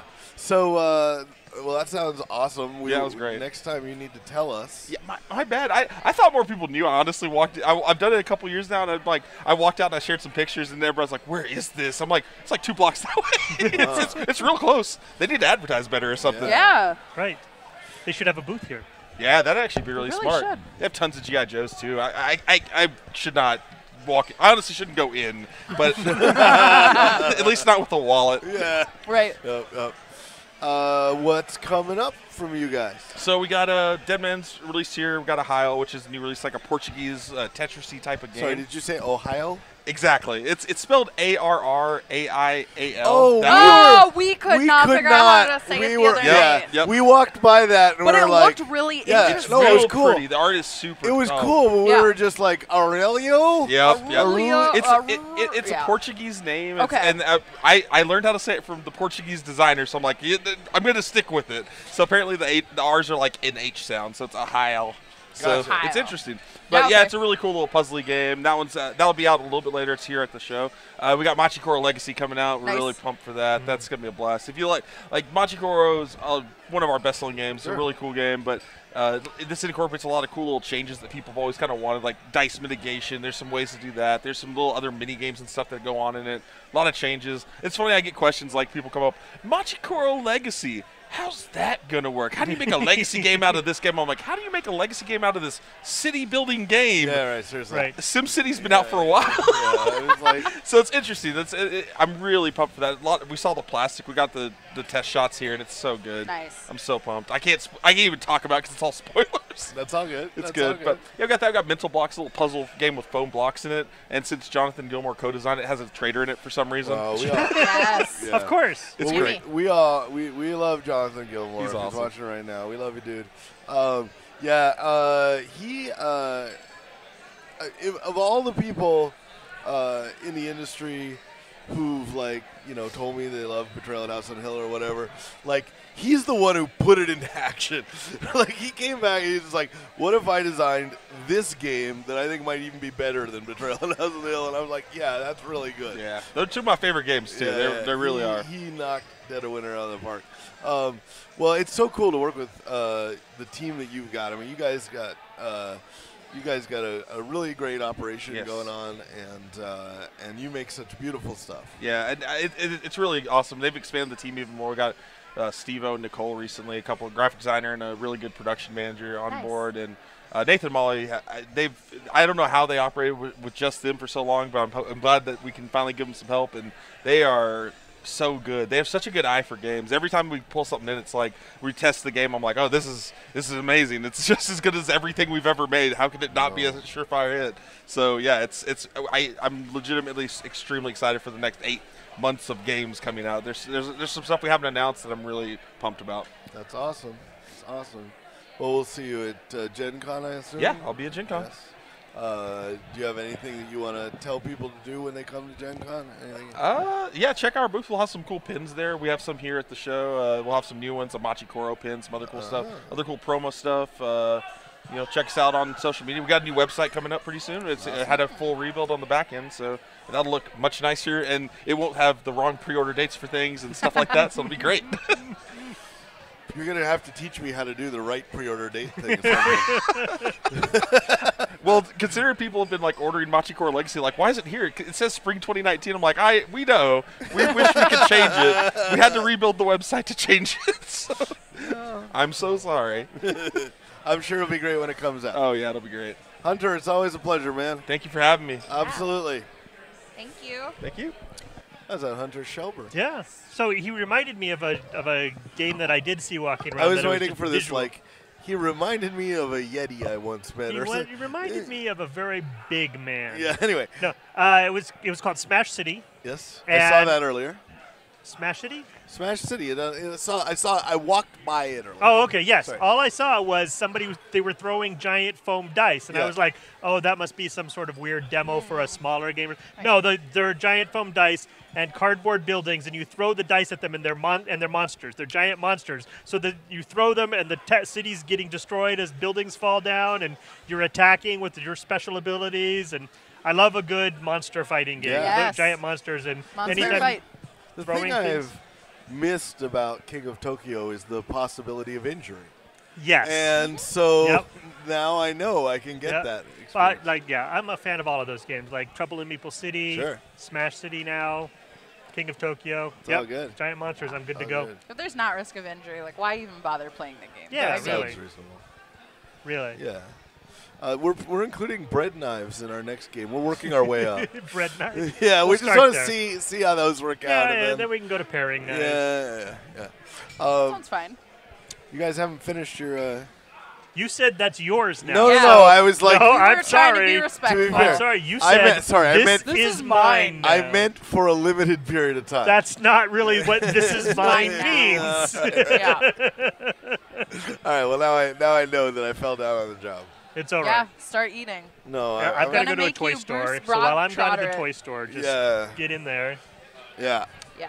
All right. So what else are we excited for this weekend? Well, I didn't go to the toy store, but No, I I wanna did go, go down High Street into Short North, and there was a Rocket Fizz there, which is a Oh, I love delightful, Rocket Fizz. like candy and soda place. Yeah. So I try to live in a way that I don't have regrets in my life. So you bought Rocket No. Fizz. I have one regret, and it's the weirdest one. What's that? I went to a Rocket Fizz in Portland at some point. Yeah, I love that one. Like Yeah. 5 or 6 Yeah. years ago, and I bought a bottle of ranch dressing soda. Yeah. And the regret you might expect Yeah. is that I drank it, and the regret is in fact that I just bought it. Because it now exists as Schrodinger soda in my pantry for the last 6 years. Well, I- now it's getting now better. it's real sketchy. Yeah, it's getting better. Well, it's good with age, see. Yeah, that's what ranch dressing does. It ages well. Well, ranch dressing soda. Yeah. But I'm afraid that if I drink it, I will find out that I like it, or I will find out that it is the worst thing I have ever put in my face, and I will vomit, and I am phobic of Well, vomiting. it's an So interesting- all of it is bad. I should never an have bought it. interesting It is the problem worst there, though, $2 right? I've ever Right. spent. There's an interesting problem there, right? So you pop it open, you drink it, you get some sort of reaction. But what you don't know is that reaction modified by the fact that 6 years have passed? So if you think, oh my God, this is the best soda, and you go and buy it, and you discover it's not as good, you need to let it age for 6 years. So anyway, I think I have to be buried with it now. Yeah. It's like, Well, did they have this soda at the Rocket Fizz here? they did, and I Well, was then like, now you need "Do a I fresh have one. to get the fresh one?" You need a fresh They also one. had. I took a picture. They had like a butter soda. Yeah. They had a bacon Wow. soda. Yeah. They had pickle juice. They had all the flavors. So when one year, this is like 10 years ago, I don't remember why I was doing it, but I was visiting the Paizo offices. Sure. It was around Thanksgiving Yes, time. it's always Thanksgiving. It's always Thanksgiving Yeah. time. And because Okay. while I was there, they had a soda tasting. It's always every year the Jones Soda is the brand in Yes. Seattle, and so my experience with this process is I am the person associated with Paizo who will drink all of the soda. Oh my goodness! Right. I am the one that gives nothing. So there's a rating scale of 1 to 5. Right. Right. And I give nothing less than a 3. 3 is like I would drink it. Right. And so they started rolling out not just the fruit flavored sodas and stuff like that. you expect a cranberry No, soda. no. Sounds They nice. started rolling out things like the Seattle Seahawks pack, which had such sodas as grass and perspiration. Oh my Perspiration goodness! was That yeah. sounds worse than Yeah. any of the I know. turkey and stuffing Terrible. sodas. Let me be very clear about the following. Perspiration was awful, but it was not as awful as grass. It is like the Birdie box of sodas now. It was really, Wow. and I was just like, no, I won't drink this. And everybody was like, we finally cracked him. Welcome, Rodney. Hey, it's Rodney. I'm What's up, glad y'all? you had It's to Rodney hear that. Thompson. Hey. It's Rodney Hi. Thompson, everybody. So, Rodney, what do you think of holiday stuffing sodas? Yeah. Not a fan, No, to be okay. honest. No? Yeah. Have you Yeah. done the entire Jones Thanksgiving pack? Thanksgiving pack? I had them inflicted upon me once, Yes. yes. Yes. That's the right way to Although say that. weirdly, like, yes, mashed potatoes and gravy is just as bad as you think. Yeah, But their cranberry sauce soda Yeah. is like the best cranberry soda. it's Yeah. pretty So good. you just It's have to really drink good. the other 3 in the pack. Oh But no! cranberry sauce is already just basically sugar, Yeah, I know. Right, right? Yeah. And then Right. you carbonated it. Exactly, It's good. right? Seems It's hard good to mess stuff. up. Success. Great success. Great success. Yeah. Rodney, Hey, guys. let's talk about you. This Howdy. is Rodney Thompson. Hello. Hello. From Scratchpad Publishing. Yes, indeed. And also a little video game company. Little indie game company. Little indie indie game. Little indie game company. Yes, called Bungie, I think. Yes. Is it Bungie? Or Bungo, as our audience Oh, prefers yes. to call us occasionally. Oh, No, Yes. that's not nice. Bungo, please. Yes, Bungo, it happens. please. Anyway, we could talk about Destiny all night, but let's talk about your 2 games, Yes. right? The first one, a lot of people have played, I think, Yep. by now, Yep. which is Dust City Outlaws, Yep. which I'm very honored to say I was one of the playtesters on, and very much enjoyed my time doing it. I inflicted it upon you early. You did. It is a brain bender when Rodney has not. So Rodney's designing this game, and it's super good, but only he knows how it plays. Yeah. Right? That And happens. so it's a game about like heisting, and you have to like plan a heist in a fantasy world and then execute the heist. Yes, but we fantasy.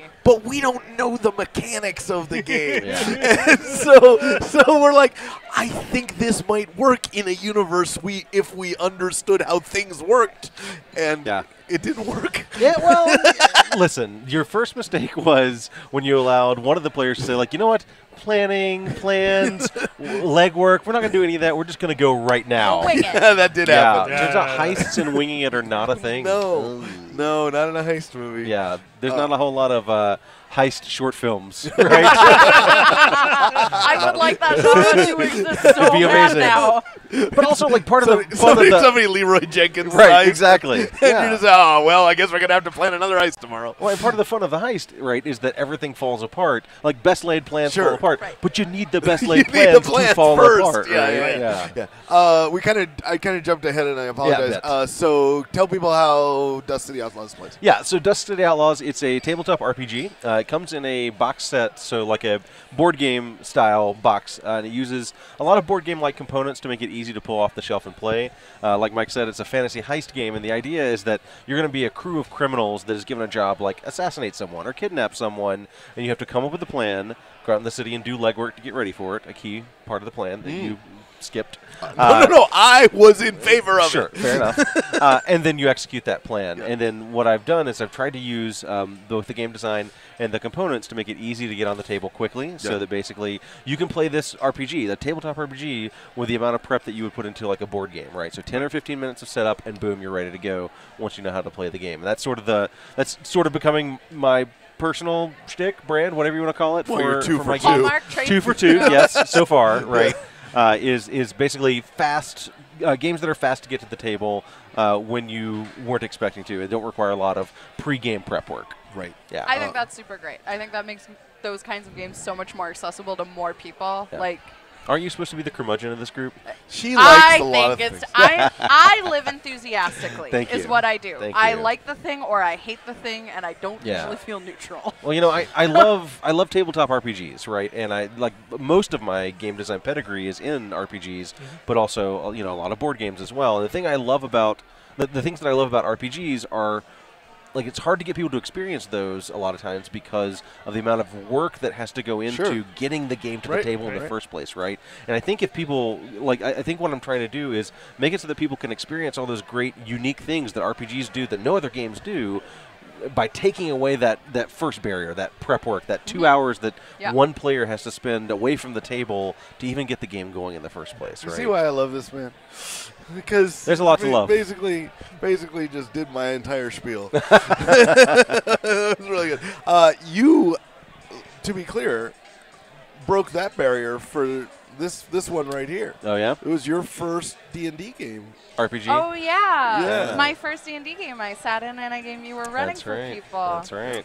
I got to be Lowell the Bat. Yay. That's right. He was a bat. I was a bat. That's Lowell right. Bat. Yep. Yes. It was really good. Yeah, that was the first time I played a D&D game. You know, and the thing is, like, D&D and tabletop RPGs are so formative for me as, like, a game designer, but also as, like, a person. Like, I'm still really close with my college D&D group, right? I think RPGs have something about them, the combination of, like, the social connections and then the fact that you put a lot of your creativity into it, that it forms these lasting bonds, and I just want to find more ways to get people exposed to that. And I think, like, live streaming has been a huge boon for that and exposed RPGs to a lot of people that normally otherwise wouldn't. But, like, I want to get them on the table more. I want to get people playing them more and trying to make it so that it's more of that good stuff and less of the work in some ways is sort of the core goal of the games I'm making. You'll do the work for them.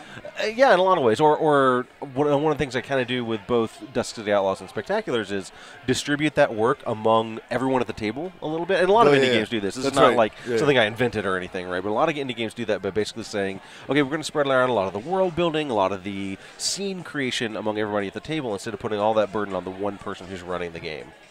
I mean, you went from, like, okay, so flashing back, you went from being one of the lead designers on Dungeons & Dragons 5th edition, and let's say I was part of the design team. How about that? Sure. You were a significant figure. Yeah, a cornerstone member, shall we say, of that, and also doing Lords of Waterdeep, right? Yep. We're just like these are these big, deep, expansive games, right?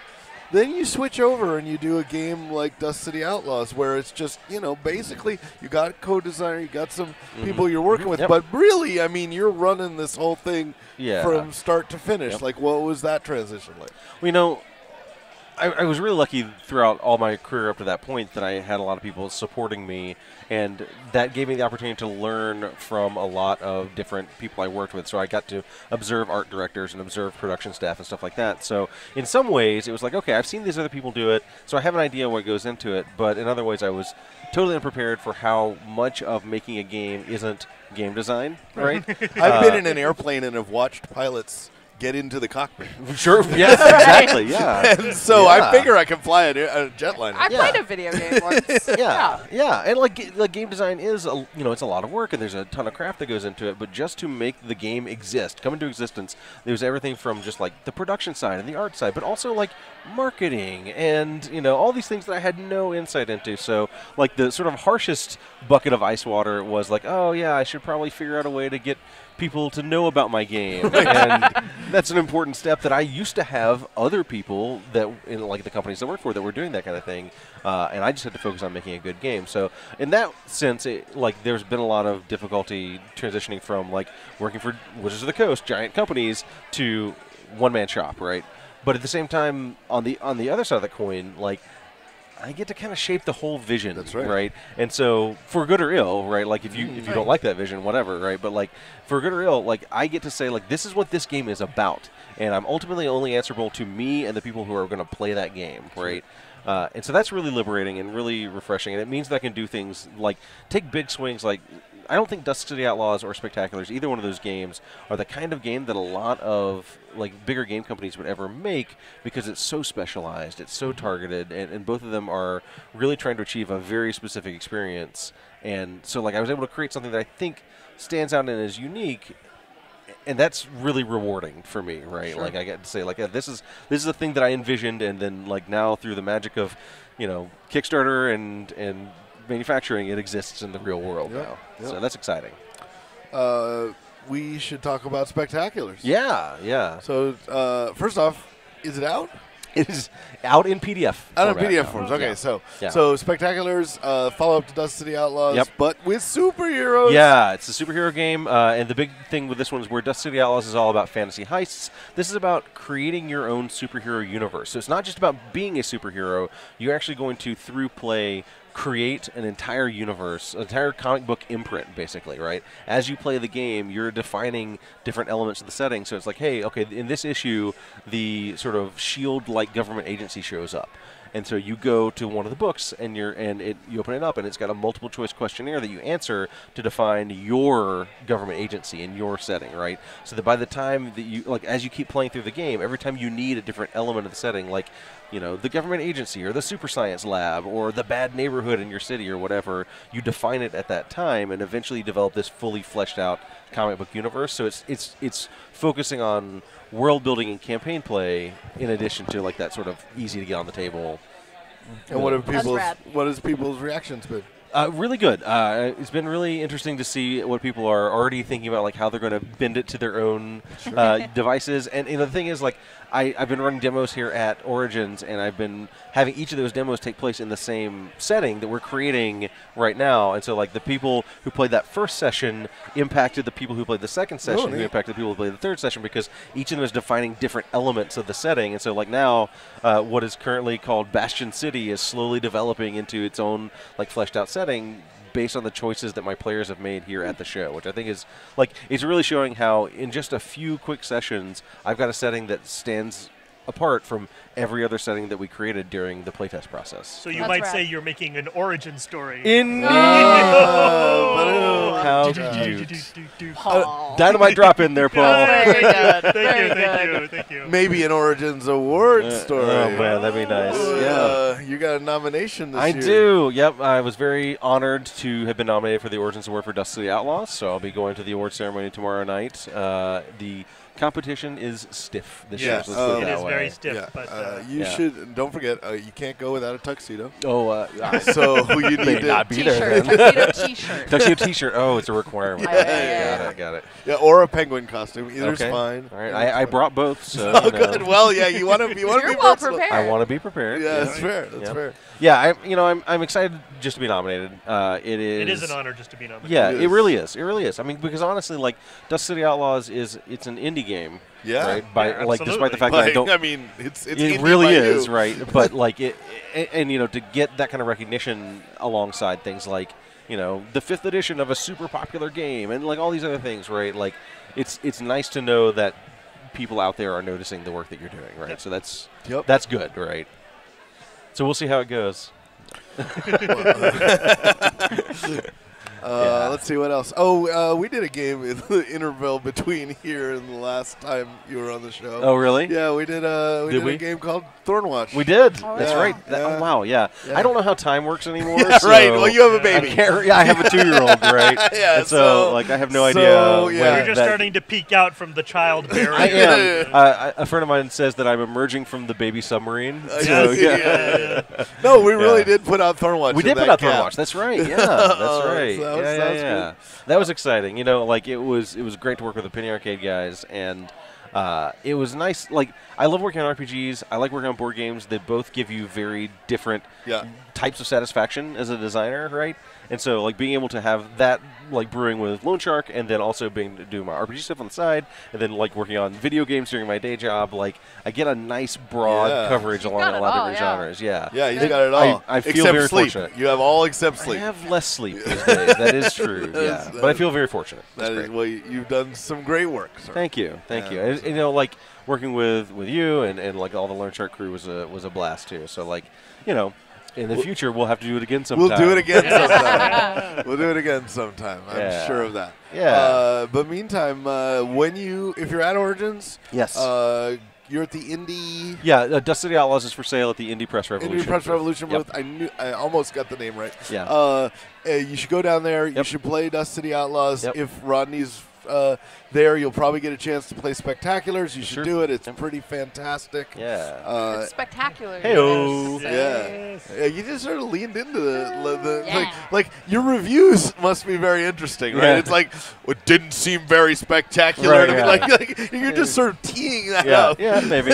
Yeah. More like the mediocres, am I right? Yeah, exactly. Right, like why would you tempt them that way? That's right. Well, I mean, you got to remember, board game reviewers don't have a lot to do. Yeah, in their life. well, I really like to watch out for the poor beleaguered reviewers, Right, Right. exactly. Just give Just 'em write a- it just for them. Pop Right, one, yeah. pop one right up to their Yeah, a glove. little basically, softball yeah. right There you there. go, There you go. go. Yeah, All right, cool. Cool. Rodney, always a pleasure, man. guys, thanks We'll so see much you for around having the me bar. on. Bye. Bye.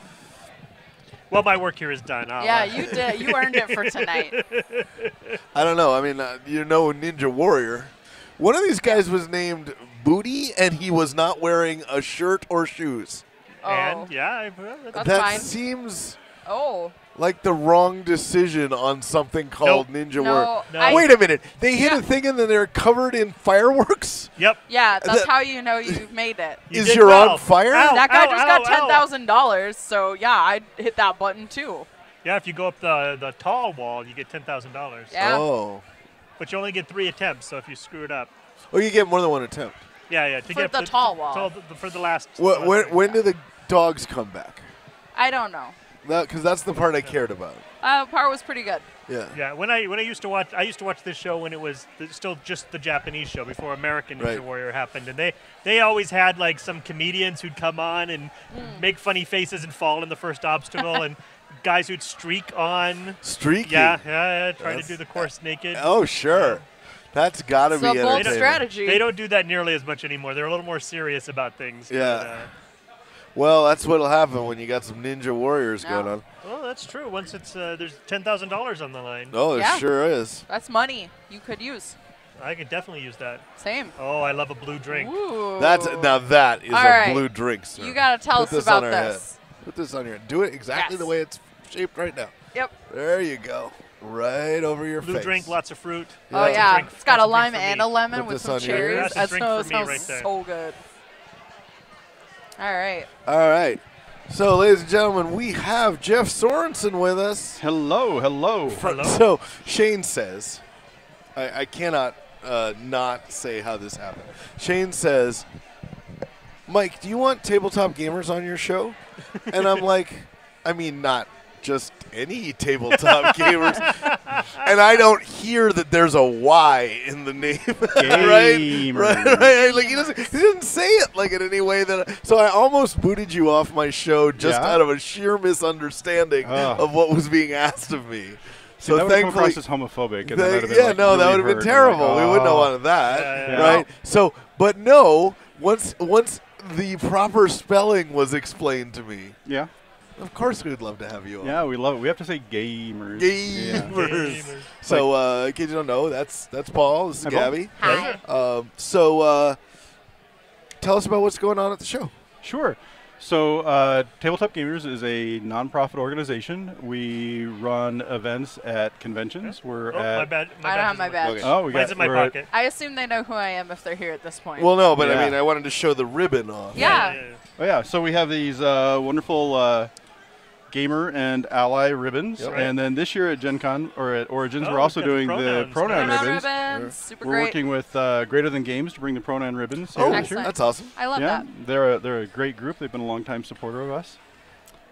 So at Origins, we've got a couple of panels that we're doing, and then we had 2 social events. The last one just finished a little bit ago. The panels are called Queer as a Three-Sided Die. So where we have industry leaders come in and talk about LGBT issues in the tabletop community. Oh, we got a Got ribbons. delivery of ribbons. Oh, you got okay. me? All right. Can Yeah. Can you give me the pronoun ones? I didn't Oh, get sure. one yet. Yeah, definitely. Okay. Oh, and they're nice and green. Very green. I'll take my him. And then tomorrow at 3 p.m. we have a session called Queering Your Stream, where we're doing the same kind of thing, except for we're having streamers and podcasters come in and talk about their experiences in the LGBT community doing podcasts about tabletop gaming. And what has the response been here? The response has been fantastic. I mean, Origins in general has always been a very welcoming convention. The fact that it's on Pride weekend, I think, kind of dictates that. So I have a friend who lives here, and we were talking about this tonight of like, why is it always on Pride? And she's like, oh, well, there's a lot of other conventions that come around, and a lot of them don't want to be on Pride. Oh, I see. So we always do. We're the like the accepting good guys, Yeah. I guess, which go. is cool. I guess that never occurred to me. Like it's like, but they're like I just some of the always thought it was conventions just every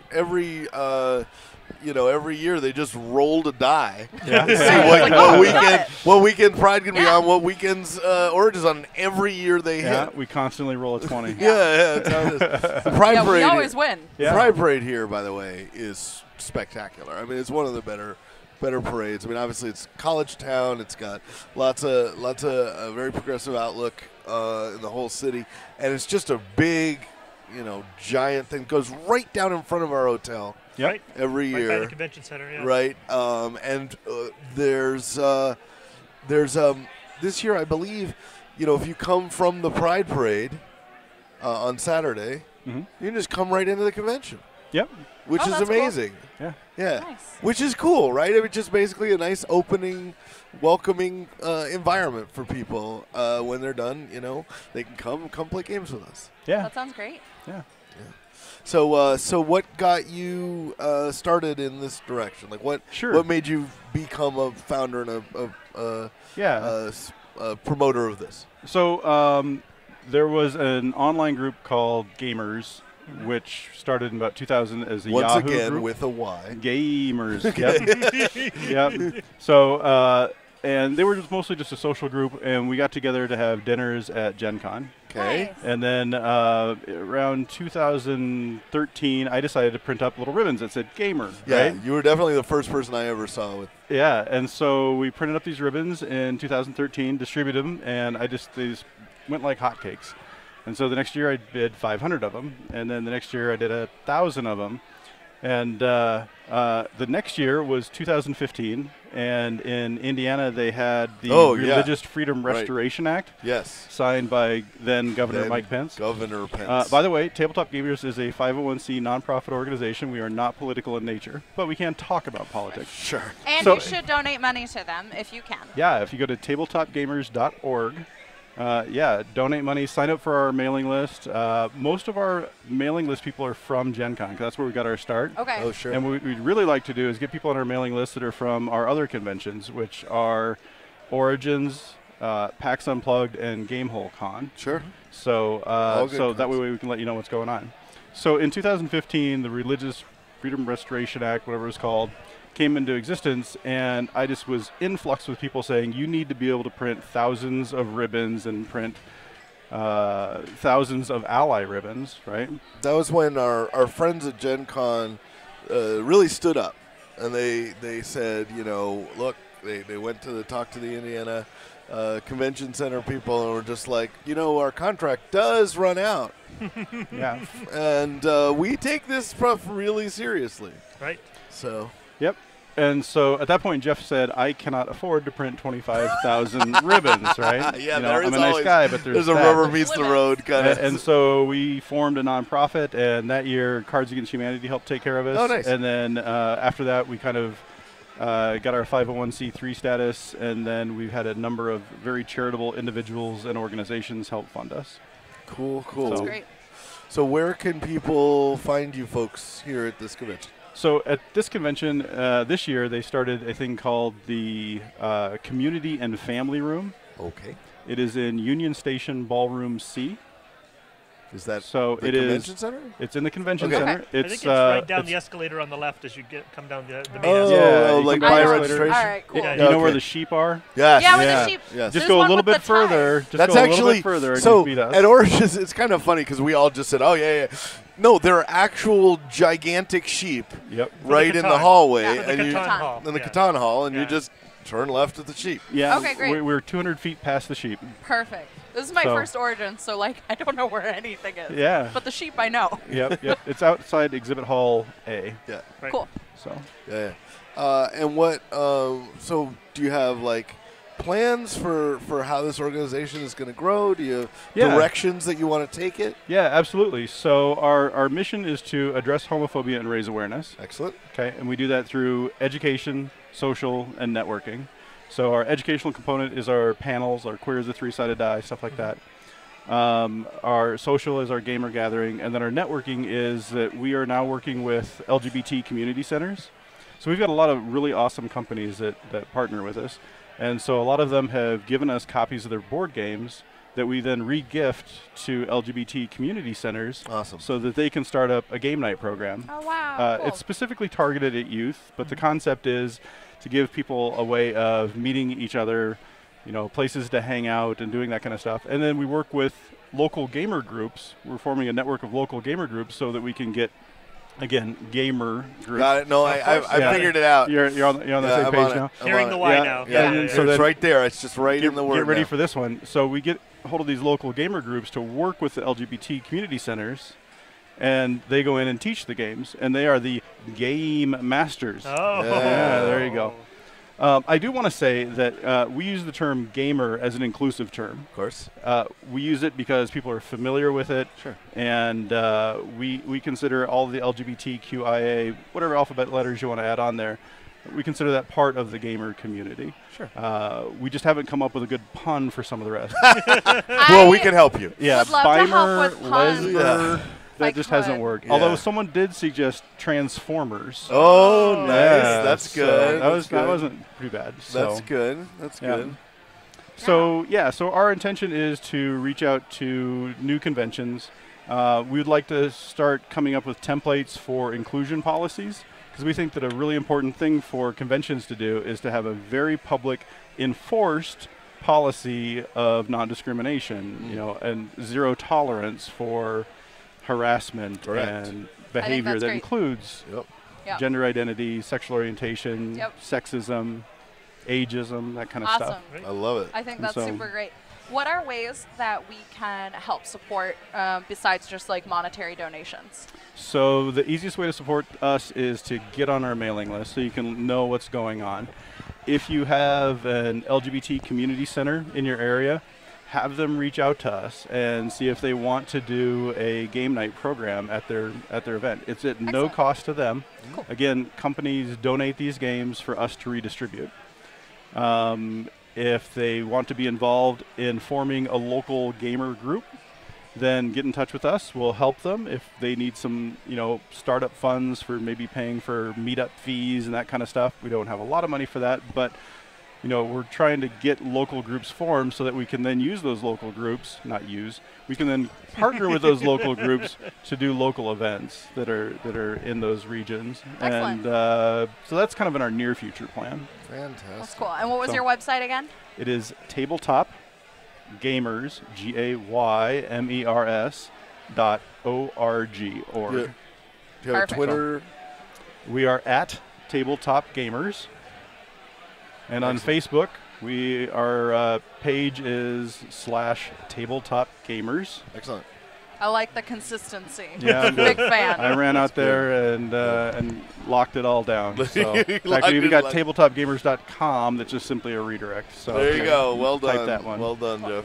Okay. Well, we support everything you guys do. I appreciate it. We're big fans, and of course you can count on us for both games, but also just if you need anybody punched along the way, just let All us right, know. well, We'll I don't go take for the them out. violence, but take them out. If Yep. you ever change your mind, though, like Yeah. I'm happy to help. okay. I got some feelings. Yeah. Well, one of the things that was suggested to us, and I haven't really talked to my board with this, so it might be a surprise to them, but someone suggested there's a program called I'll Go With You. Oh yeah. Absolutely. And so we're thinking about maybe doing Yeah. buttons or ribbons or For the something that says restroom I'll Go thing. With You, Yeah. that's for trans people who Yeah. don't want to go into a place by themselves. Yeah. So, I love it. All right. Well, sir, thank you so much for coming Thank on our you. show. You do great work. All right. Have a good night. Bye. It was We nice should give meeting you back your give back on the ribbons. Okay. Because Yeah. we've I was heard just that you gonna cover can't. myself with Yeah. But nothing else. Yes. yes. Pride's tomorrow. Pride's tomorrow. If you want to go, Pixar didn't happen. solely in gamer ribbons. All I right. like it. Okay. I Thank like you very it. much. All right, thank you, Jeff. All right. Bye. Yeah, Yeah. good. I got the alley ribbon, but I didn't see the pronoun ribbons. The before. alley Yes. ribbon. Ally. Alley. Yeah, Alley. I heard you say alley. Diagon alley. Diagon alley. Diagonally. I thought it was the Ali Sheedy ribbon. Yeah. Oh, I'd get that too. Yeah. Yeah, me too. I'm an ally of Ali Sheedy. Yeah, that's right. Yeah. Well, it's not. I mean, as I said, we don't venture too far into social stuff or politics on this show. Oh, no. But you know what we support. Of course. Like we're not gonna hide it. We're big fans of what they do, and Look, we work for Origins, and Origins supports or this. Origins Yes. is right there. So we get to totally do what Absolutely, we want to do. With absolutely. Yeah. So go to that website, support them. Just tell them you think they're awesome, and Yeah. that's high priority. And if you hear someone say that you think they're not awesome, I'm not going to say punch No, that we- person. I'm going to say tell them that they're wrong. That's right. Let them know. And And know then- in such certain terms. And then when they leave, lock the door behind them, and they can't come back to the convention. That's right. We don't want them or So- their money. Hey! Hi, Will. Hey, Will, Will so- found Very a good. unique solution to the microphone issue. What did he do? It's just Oh, around it's his just neck, around but his it's neck. pointing up at the right Whoa. place. Oh, wow. Okay. Will's on both. Will's got a style. Hey, Well, so we're gonna degenerate into the puzzle section. What is that? I was like, I Puzzles. don't know how I got generate out, so I don't actually know what I was gonna follow that up with. But yeah, we're gonna talk about puzzles for a while. What do you think about that? I'm okay with that. Yeah. That sounds great. I love the idea. Yeah. I'm all for it. So, Will here, you may know from several things associated with the gaming environment. If you're a Gen Con fan, you have seen Card Hala, Correct. which is Ooh, I love Card Hala. Card Hala, which is creation of his and his friends, where basically they build giant card towers of Magic cards and Pokemon cards and stuff like that, and then they destroy them. Exactly. At the Yeah. end of the show. But for charity. For charity. For yeah, charity. yeah. That's Right. yeah. That's right. And it's surprising how many more people want to destroy than build. We get Well, about- it's not surprising. matter, it's to for charity. me. Everybody dreams of being the Godzilla. I know. We actually have. We had a guy dress up as Godzilla. Had a big Godzilla costume. It was beautiful, and he was going towards, pretending to go towards Card Hala, and one of his friends was holding him back. And I said, "No, hang on. Let me build you something." So I built him something for 5 minutes, and then he came and he walloped it and destroyed it, and all these little kids were standing by who were building and like they were freaking out, and I had to explain to them, no, this was all set That's on up. purpose. It was Yeah. on purpose. That's Part of cool. the show. Sometimes Godzilla hasn't come for you. Yeah. I want a shirt that says that. Right. So, Yeah. if you're a puzzler, you know Will from the National Puzzlers League convention last year, the host of Yeah, the in Milwaukee. convention, Yay. Milwaukee, That was Wisconsin. great. Fantastic. Wisconsin. Wisconsin, Wisconsin. Wisconsin was the Best name. of it. name. Yep, it's fantastic. Loved it. Yep. Many other things that are associated with Yeah. puzzles and gaming and stuff like that. Well, also, in addition to Card Hala, helped us always with the Gen Con Puzzle Hunt when we're Gen putting Con that Puzzle on. Hunt. Very much enjoyed it. Yep. So, is this your first Origins? This is not my first. No, Origins. okay. This Not is his my first rodeo. second Origins. Second Origins. Yes. Woohoo, a Yes. veteran. Sure. I think Sure. it was like 10 years ago. Okay, all right. Okay, So, you do one a decade. One a decade, right? Yeah, okay. so what do you think of the show? How's it been going? He's It's like been a great. cicada. You have all the charm of a 17-year locust. Paul, thank you. You nailed it. It's great. It's such a relaxed atmosphere. I love just the camaraderie, and I've met more people here in the last day than I probably met in the last two Gen Cons. Right, no, that that's I didn't very already true. know. Right, I right. literally Very was true. sitting over a table over there, and they were flicking coasters. And they were spinning a coin, and they were flicking coasters. I'm like, what are you guys doing? Like, we're inventing a game. Yeah. Yeah. So we've Well, been it's every inventing this table. game for the last 20 minutes while I was waiting. It's every table. It's conflict. is the name of the game right now. It's Sure. beat out Flick It to Ride. We figured there's a few more. Flick it to ride. Oh, I like Probably it. a few lawsuits. Flick it to ride though works really well. That's nice. Yeah. Probably gonna get sued if we use that. I but- don't. I know the people who own Ticket No, to you just Ride. have to sell I it to will the right tell company. them not That's to right. sue you. Oh, thanks. Nice. I appreciate it. They will listen to me. So, yeah, I mean, that's- or just make that game and we'll make Flick It to Ride. Right, and yeah. Days of Wonder. Yeah. And I love Gen Con a lot, but it was just amazing how many people I've just walked up to and played a game with or started talking to. And Yeah. I It's your just, experience too, right? Yeah, I love Gen Con. It was like the first like gaming convention I'd ever gone to. I love it a lot. I went like 10 straight years, took a year off. But I'm always so busy. There's always so much going on. And here it feels a little more breathing room for Right. me. I've sat down and played so many games compared to what I normally play. And I mean, it's not just Gen Con. It's like every other show I've been to. I'm like, I don't have time to play a game. Sorry. Like Yeah. we on the spur of the moment Yeah. decided we're going to do a True Dungeon tomorrow. Right. That's not Yeah. something that can happen. No, right. a spur. Like, there's three things wrong with that, right? Spurs? No. So, A, you can't get into True Dungeon at Right. Gen Con. Yeah. B, you don't have time. Yeah. no. And C, if I find out about it, it means you're not working. That's right. That's right. So, whereas here, it's just like, hey, yeah, let's go. Sure, go. They're like, oh, what do you want to play? 9 o'clock tomorrow? Good for you. Sure. Yeah, sure. I'll be very awake for those puzzles. So Did you yeah, choose so the puzzle or the fighting one? I I don't know. Do we pick puzzles or fighting? Sure. sure, Yes. sure. It's only one Sure. room difference. We haven't talked Yeah. about True Dungeon at all. Maybe we should. There's probably viewers out there who don't know what it is. Okay, True Dungeon. Tell them. Okay. Will, you're the guest. You tell them. Sure. Sure. True Dungeon is like a live action role playing. It's Dungeons and Dragons, Based. so to speak. It's not Dungeons and Dragons, but it's their own take on it. And you go through about 10 rooms and you fight monsters, and you do it through the coolest way ever, and that's using Shuffleboard. Shuffleboard. Yeah. You It's got like a very big shuffleboard Canadian, table. very with a Canadian, puck. but it works. There's puzzles to solve along the way. It's an interesting experience. I did the first one last year. Yeah. It was a little rough for me, but I'm willing to give it a try again.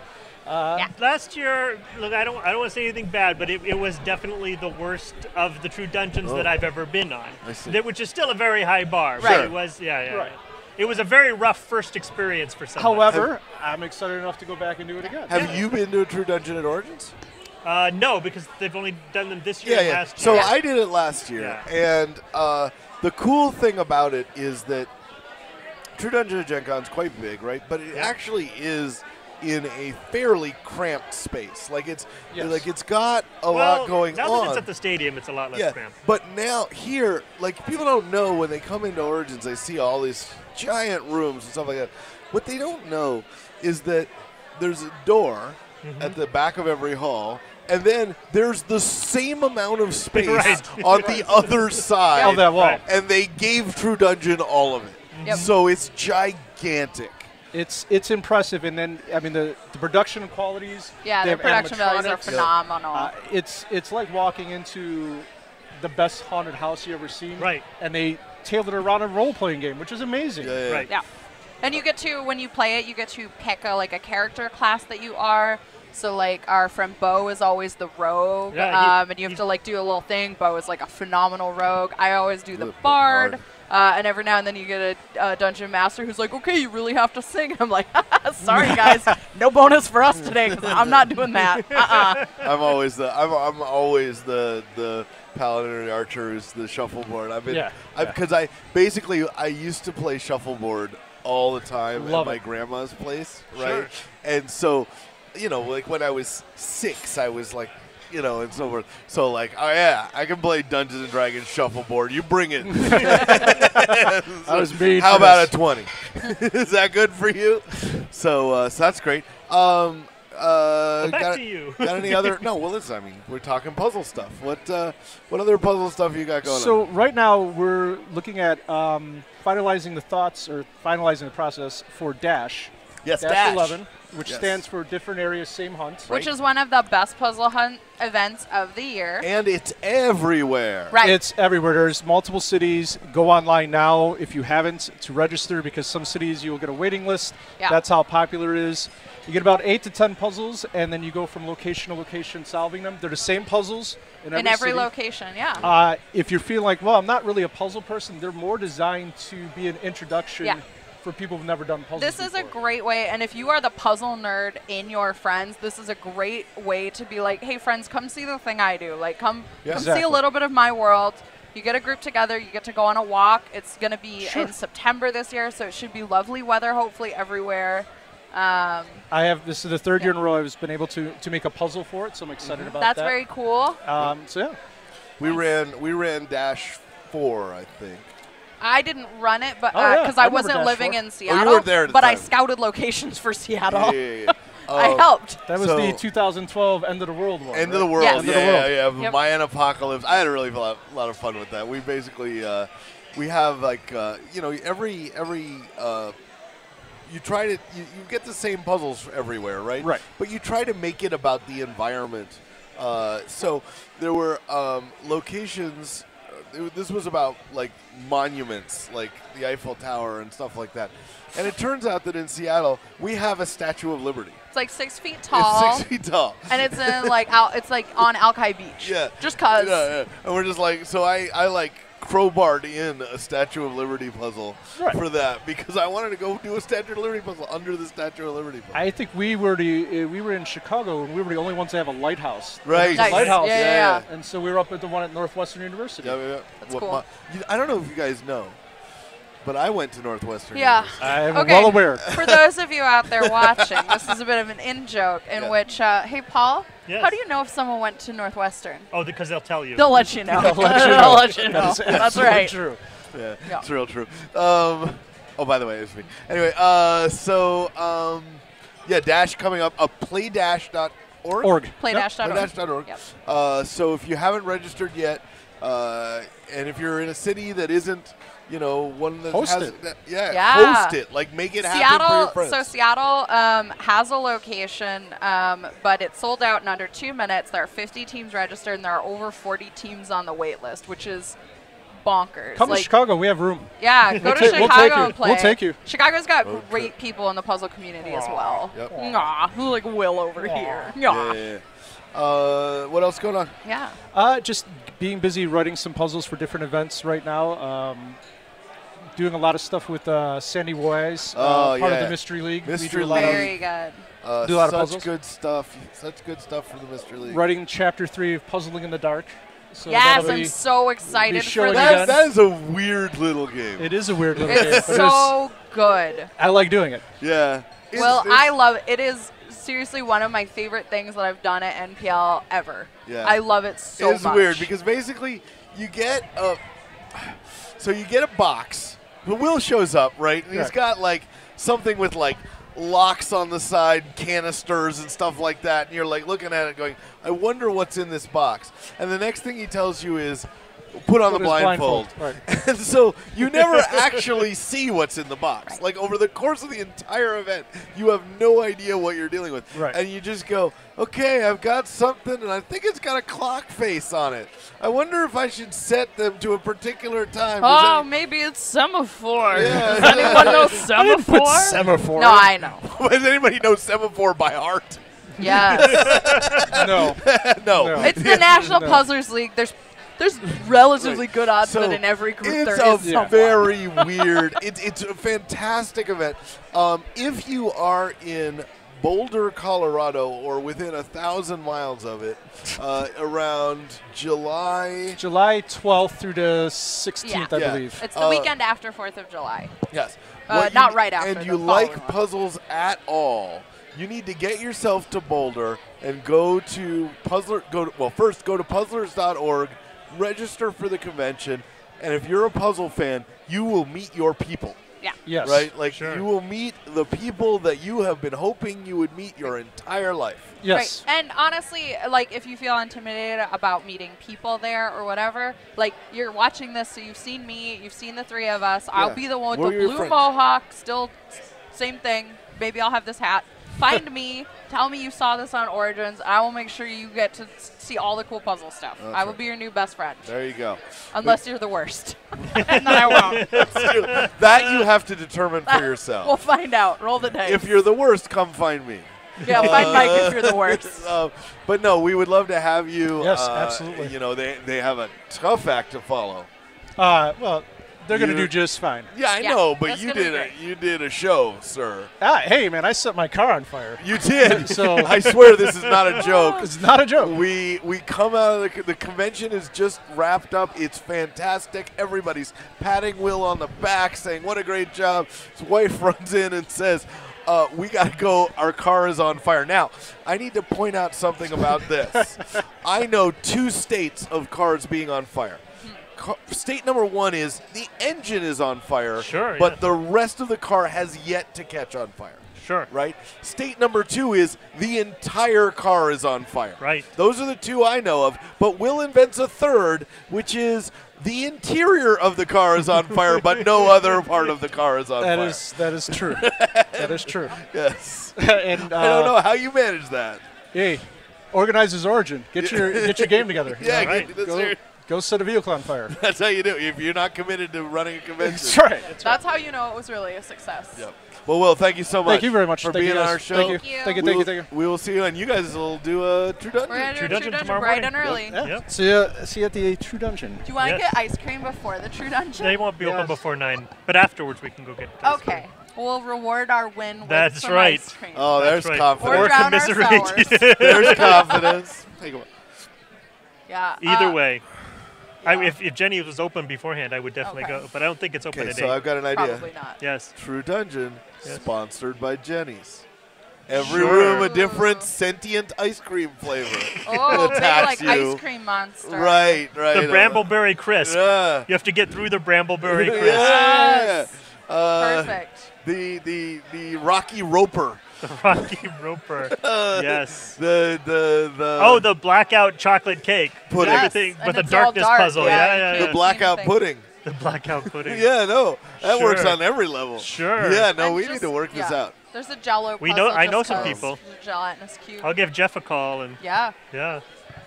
I would play that.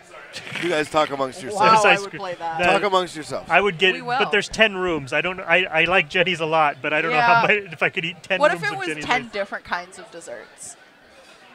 Maybe that could work. Like, I mean, they could really lean into like the Wonka kind of vibe Oh yeah, with yeah. it, That's right? like candies You're in a and job. factory Yeah, of yeah, yeah, candies yeah, and yeah, stuff. I would be into that. I could totally do that. The donut room. Yeah. Yeah. Oh, it's sponsored by Fizz Rocket. Ooh, Fizz Rocket. Rocket Fizz. Rocket Rocket Fizz. Fizz Rocket, Rocket Fizz. Yeah. You know.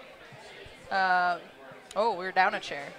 So did you chair get coming anything at through. Rocket Fizz? I didn't. I kind of wanted to buy everything, but I just had a big and delicious dinner across the street But at you know North that the Star. candy doesn't melt the moment you take it I out know. of the store. It was one of those things where I was like, I'm either buying one of everything or I'm buying nothing, and probably that will be okay. Let's talk about your regrets again. I know. I do regret. I might go back tomorrow. Oh, maybe I'll they go had back a tomorrow. big display Maybe of that's like what we'll do after True saltwater Dungeon. taffies. Oh.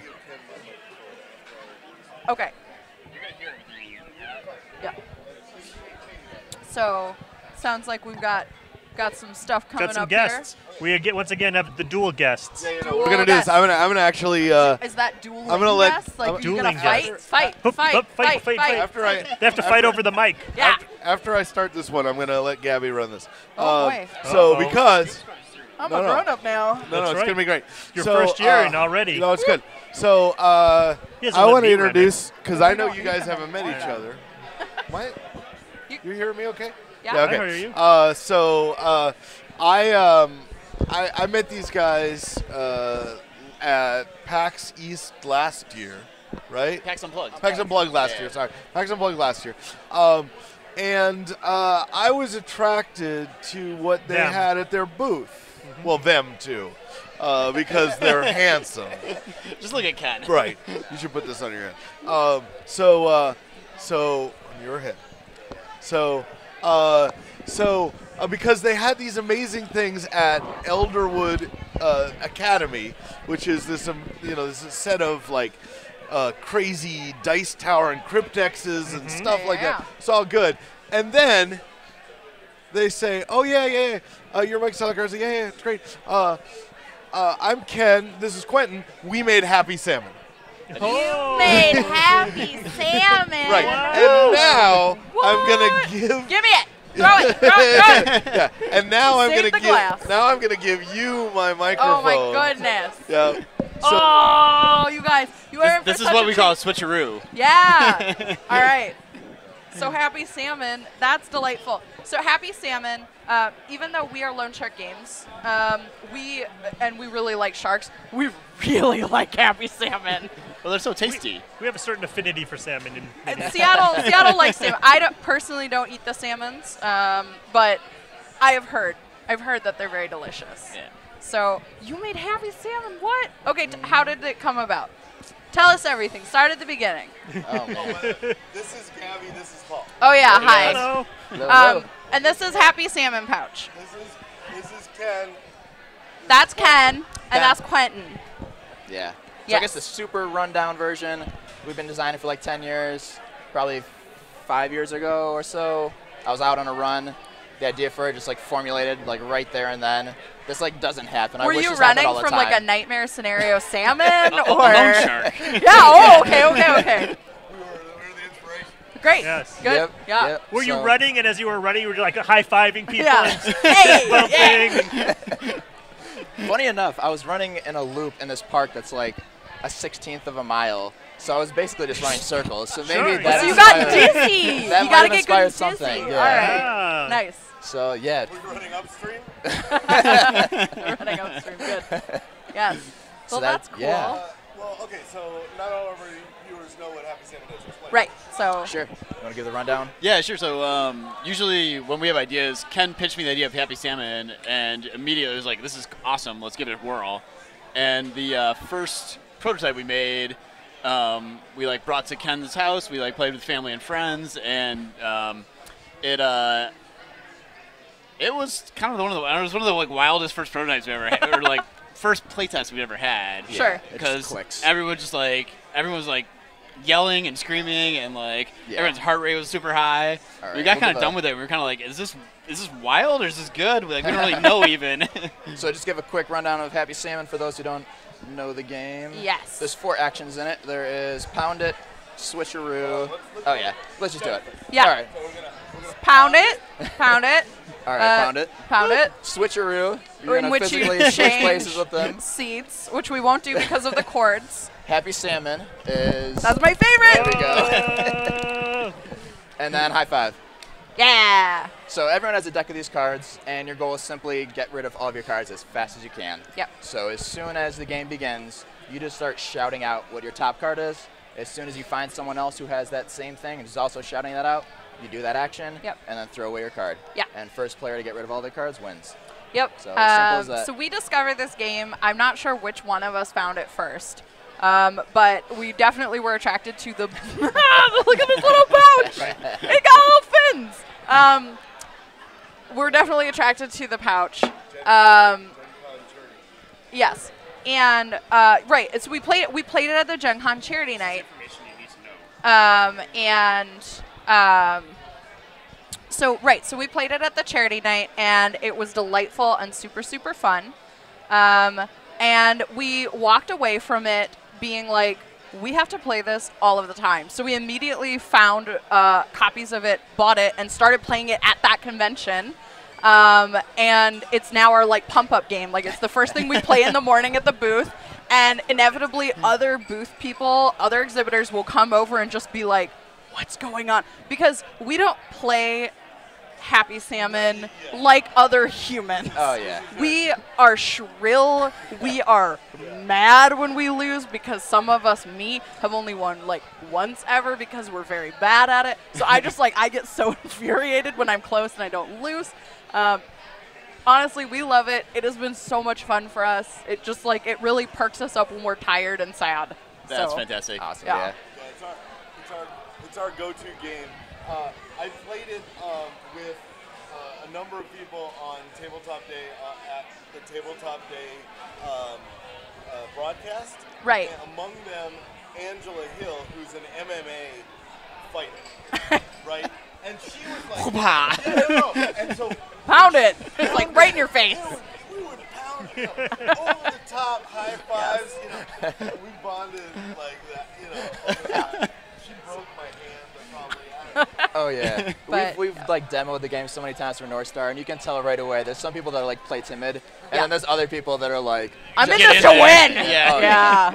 Yeah. yeah, it's fun. So thank you for making one of our favorite games. Oh, our pleasure. So, but how do you go from Happy Salmon to making amazing, intricate Right. little wooden Yes, boxes? let's talk about that. That's all Quentin. That's a. It's actually independent. So in the course of the like third party here isn't here, but Dan, my co-founder at Elderwood, he and a friend of mine introduced the two of us. We like to game, so we started gaming a lot. And he was in his last year of med school, and he had a bunch of like projects through the med school that he found out I was an engineer, and was like, "Oh, you can like help me build this?" And I was like, "Yeah, I can help you build that." And so we started doing that stuff. And afterwards, Dan was like, "This is amazing. Let's do more stuff together." And so we started doing kind of like nerdier things. We did like a Catan board thing and stuff like that. And at some point, we like made one of our hex chest dice boxes, and I'll grab one in just a minute. But Dan and my then girlfriend, they showed them off on the internet on Reddit, and it like got front page, and like people were like, "We want to buy that." And so Dan and I kind of looked at each other like, "Should we try and run a Kickstarter?" And we scrapped together the next like 3 weeks. You know, it was like, it was the this fast and furious 3 weeks of putting this together. And so this was September 2014, and we launched a Kickstarter in October, like October 2nd or something like that, for our hex chest dice boxes. And that was like, I mean, it was a rush. It was the first time either of us had ever had like an experience where strangers had been like, "We like what you're doing," and it was like, "Really? You like what we're doing? This is amazing!" And so that was like the birth of Elderwood Academy. And a year later, we launched our Spellbook gaming boxes, and those blew up in a way that we didn't understand at the time. Sure. And since then, the company's continued growing. We have, we've continued to hire more craftsmen and craftswomen, and it's an interesting adventure. And Ken has been bravely putting up with me, because it's like my time for board game went like here, and then it's like Elderwood started. It was like, all right, now it's here, and then Spellbooks launched. Now it's here, and then like as the company's been more and more demanding on me, it's been less and less allowing me to be doing this sort of stuff that I love. So you're doing Elderwood like full time, but like also game? Like, is your doctor friend, is he a doctor, or is he just all Elderwood? He's a Dr. doctor. Elderwood? He's a doctor also. Yeah, he's Dr. Elderwood. There was a phenomenal story a couple weeks ago. He was like in the office actually, and one of our new hires is sitting there. She's eating lunch. She's like, "Dan, are you a real doctor?" And I was in the office and I heard her, and I just started cracking up. And it's funny too, like he would be humble about it, but I'm not going to be. He's a MD, but he also has a PhD. So asking a question like that is like, yeah, he's like a real doctor on a couple levels here. It means doctor. Yeah. That's cool. That's very cool. So. Oh, yeah. Show us the stuff. Let me uncord. Yep. Yeah. So. That's right. Switch it over. Yep. Switcheroo. High five. High five. Yeah.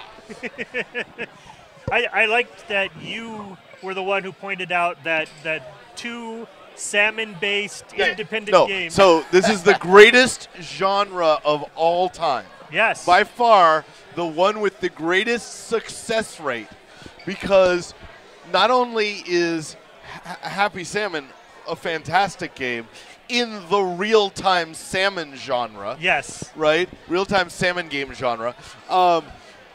There's another game. We did a show called Tabletop Deathmatch. Yep. And the winner of that was a game called Discount Salmon by Marcus Ross and Kara Hancock. Yep.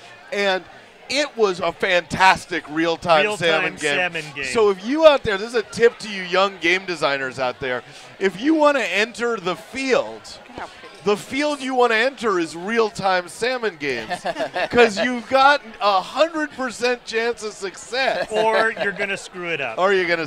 Well, somebody always has to. Exactly. Right. Okay. She's taking No, pictures. they need to see it. They can see it in a minute. Keep vamping or whatever. Okay, fine. This is a. I got This to is play. so beautiful. I'll show you. We'll talk about that in a second. I got to play a game with you guys earlier. A game you're working on. Oh yeah. Yeah, that The was magnetic, Yeah, yeah. the magnetic fun. class. That was fun. We can't. I'm sure we can't talk about it yet, but. Soon, hopefully. But it was really fun to sort of get inside your head Oh, and it's so figure magnetic, I out like can't even what, get it up. what makes fun games for you Isn't guys. that Yeah, amazing? thanks for playtesting. Yeah, it was super good, super good. All right, I'm gonna not dump these all over the table. It's so beautiful. Like, I went by your booth yesterday. I was just like, I had to So, buy one of I everything. think It was people amazing. can see this. Thank you, Derek. Describe what we're looking at here. Oh, I took the wrong. Because that was stupid. No, here. Oh, there you go. All right, so while they do that switch, this thing has got some magnets in it, which is very exciting. So this is one of our Hexpress dice boxes, and it is a wood handmade box. It's CNC cut and then hand finished with laser engraved art on top. And this is for holding your dice, and for a typical polyhedral set of dice. And it's got strong neodymium magnet closures, which are a lot of fun and very confusing to people the first time. And one of the we make these in a bunch of different wood types, and there's a bunch of different arts you can apply to them. And you can even do custom art if you're interested. And so part of the pitch is like we don't want to make a dice box for you. We want to make your dice box for you. That's and cool. so you can get on our website, you can kind of like customize that, and that's one of the things that we really strive to do is make it yours. That's excellent. I also really like the dice rolling. Yes. The dice rolling arena that you have. That's all magnetic, so it all comes apart and you put it back together, and all the fences clip in basically. Yeah, you've seen our scroll products. So Yeah. we have. As you know, this is our first product, but we now have rolling trays, dice Right. towers, lots of other odds and ends. We'll probably be launching a new thing in September, I'm guessing, Nice. something like that. But yeah, we have some kind of fun products, and we really strive to make sure that we want to make stuff that is like adds more fun to the ecosystem Sure. for people. And it's one thing to add a product that is out there, but we really make sure it's like unique and it actually creates a new facet for people. And it's not right for everybody. I know, actually, personally, I'm not a dice tower guy, so I don't like our dice towers. Sure, I don't sure. like any dice towers. But, No, it's fine. but for the right person, it's like, yeah, we want to make sure the options are available to you. Yeah, cool. So are you a wood expert now? I'm gonna say no, actually. Oh, all right. You have people for that? No. Honesty is important, though. So he's a wood expert. I'll introduce you to John Nephew. All right. Who is a wood expert? He's a wood expert. Sounds good. Yes. He can just talk Yeah. wood crafting. You are our second group of people who's got like ties to like wood and beautiful pieces on. He was talking about his like chainsaw art like yesterday. Which I do that every morning before I wake up. oh, that's like how you wait. That's your It's coffee. impressive. I know. Absolutely. With the chains on everything. Free Cover coffee. all my limbs. Very good. So very good. what are the two of you gaming working on now? Yeah, Oh man. that you can A lot talk of- about. I don't know what we can talk about. Oh, okay. No, just I guess a lot of prototypes. I don't know. It's kind of strange talking about prototypes because there's a lot of them, and who knows where they'll go or So what just, they'll do. But just to put the audience like in perspective, usually Ken is like a master of like ideation and brainstorming, and I don't know how many of you like tried to like every day be like, I'm gonna put 25 ideas on paper today, and then wake up the next day and be like, I'm gonna put 24 more ideas on paper tomorrow. Wake up the next day, I'm gonna put 25 more ideas on paper on Wednesday, and that's like a typical week for Ken. And so usually it's never a product that we're working on. He's coming up with like tons of ideas, and some of them he's working on independently. Some of he works with me. Ken has some other design partners he works with, Awesome. and it's always like not what are you working on. It's like how many are you working on, Ken? And that number right now would be. oh man, I don't. All right, so the show I brought 10 that I'm pitching solo, 5 with Quentin, and then there's another like 5 to 10 that we just did recently. But that's like since Toy Fair, New York Toy Fair. Wow. So that's cool. The last couple months. Well, since you are a happy salmon maker, I would be thrilled if you ever wanted to make something together. All right. Yeah. I would do I'll that. take you up on that. Yes. So, all right. So much cool stuff. It's not mine, but I do want to look at it one more time. That's a nice way to get a free product. That's right. Very smooth, Mike. It's so cool. It's amazing. But I really thank you guys. Nice and foamy. Thank you. No, thank Absolutely. you so It's much my for inviting us. Yeah. There we go. All right, I'll Got trade that. you. We won't be thieves. We won't steal their wares. It's Bye. nice to So meet you. nice Thanks for meeting coming. you. Now you know the story of Happy Salmon. Yeah. Who knew? So exciting. I didn't want to tell you who those guys were. Yeah. Yeah. I wanted you to be Surprise. surprised because I know how much you love that game. That's right. So That's Shane and I play it. I have a giant happy salmon that lives in my house. Right. It's this big. we have one hovering over our office. So yeah, it's just the super great. I suppose there are people out there who haven't played it. It's like $12 or whatever. Go buy one. Go and buy then, one like, and go then- buy another. In fact, yeah, Sure. if you don't own it, Keep one in your car. Keep one in your purse. Keep one in your backpack. Yep. Give one to your friends. Give Right. one to your parents. Yes. keep those guys in business. Yeah. For as long as possible. It sounds like they have a lot of irons in the fire, though. So Yeah. Yeah, that's 20 cool. prototypes. that's a lot of prototypes. That sounds like me and James, like in the first year of Loan Shark. Yes. Yeah, Right? yeah, Where we yeah. were. So the first year of Loan Shark, we went to the Gamma Trade Show, and the next year we had 9 games out at the Gamma Trade Show, right? Because we were just machines, and then we got tired and old. And it's like, yeah, a prototype sounds good. Yeah, What if we that's- made 1 prototype for this show? This is a great plan. Yep. A great plan. So yeah.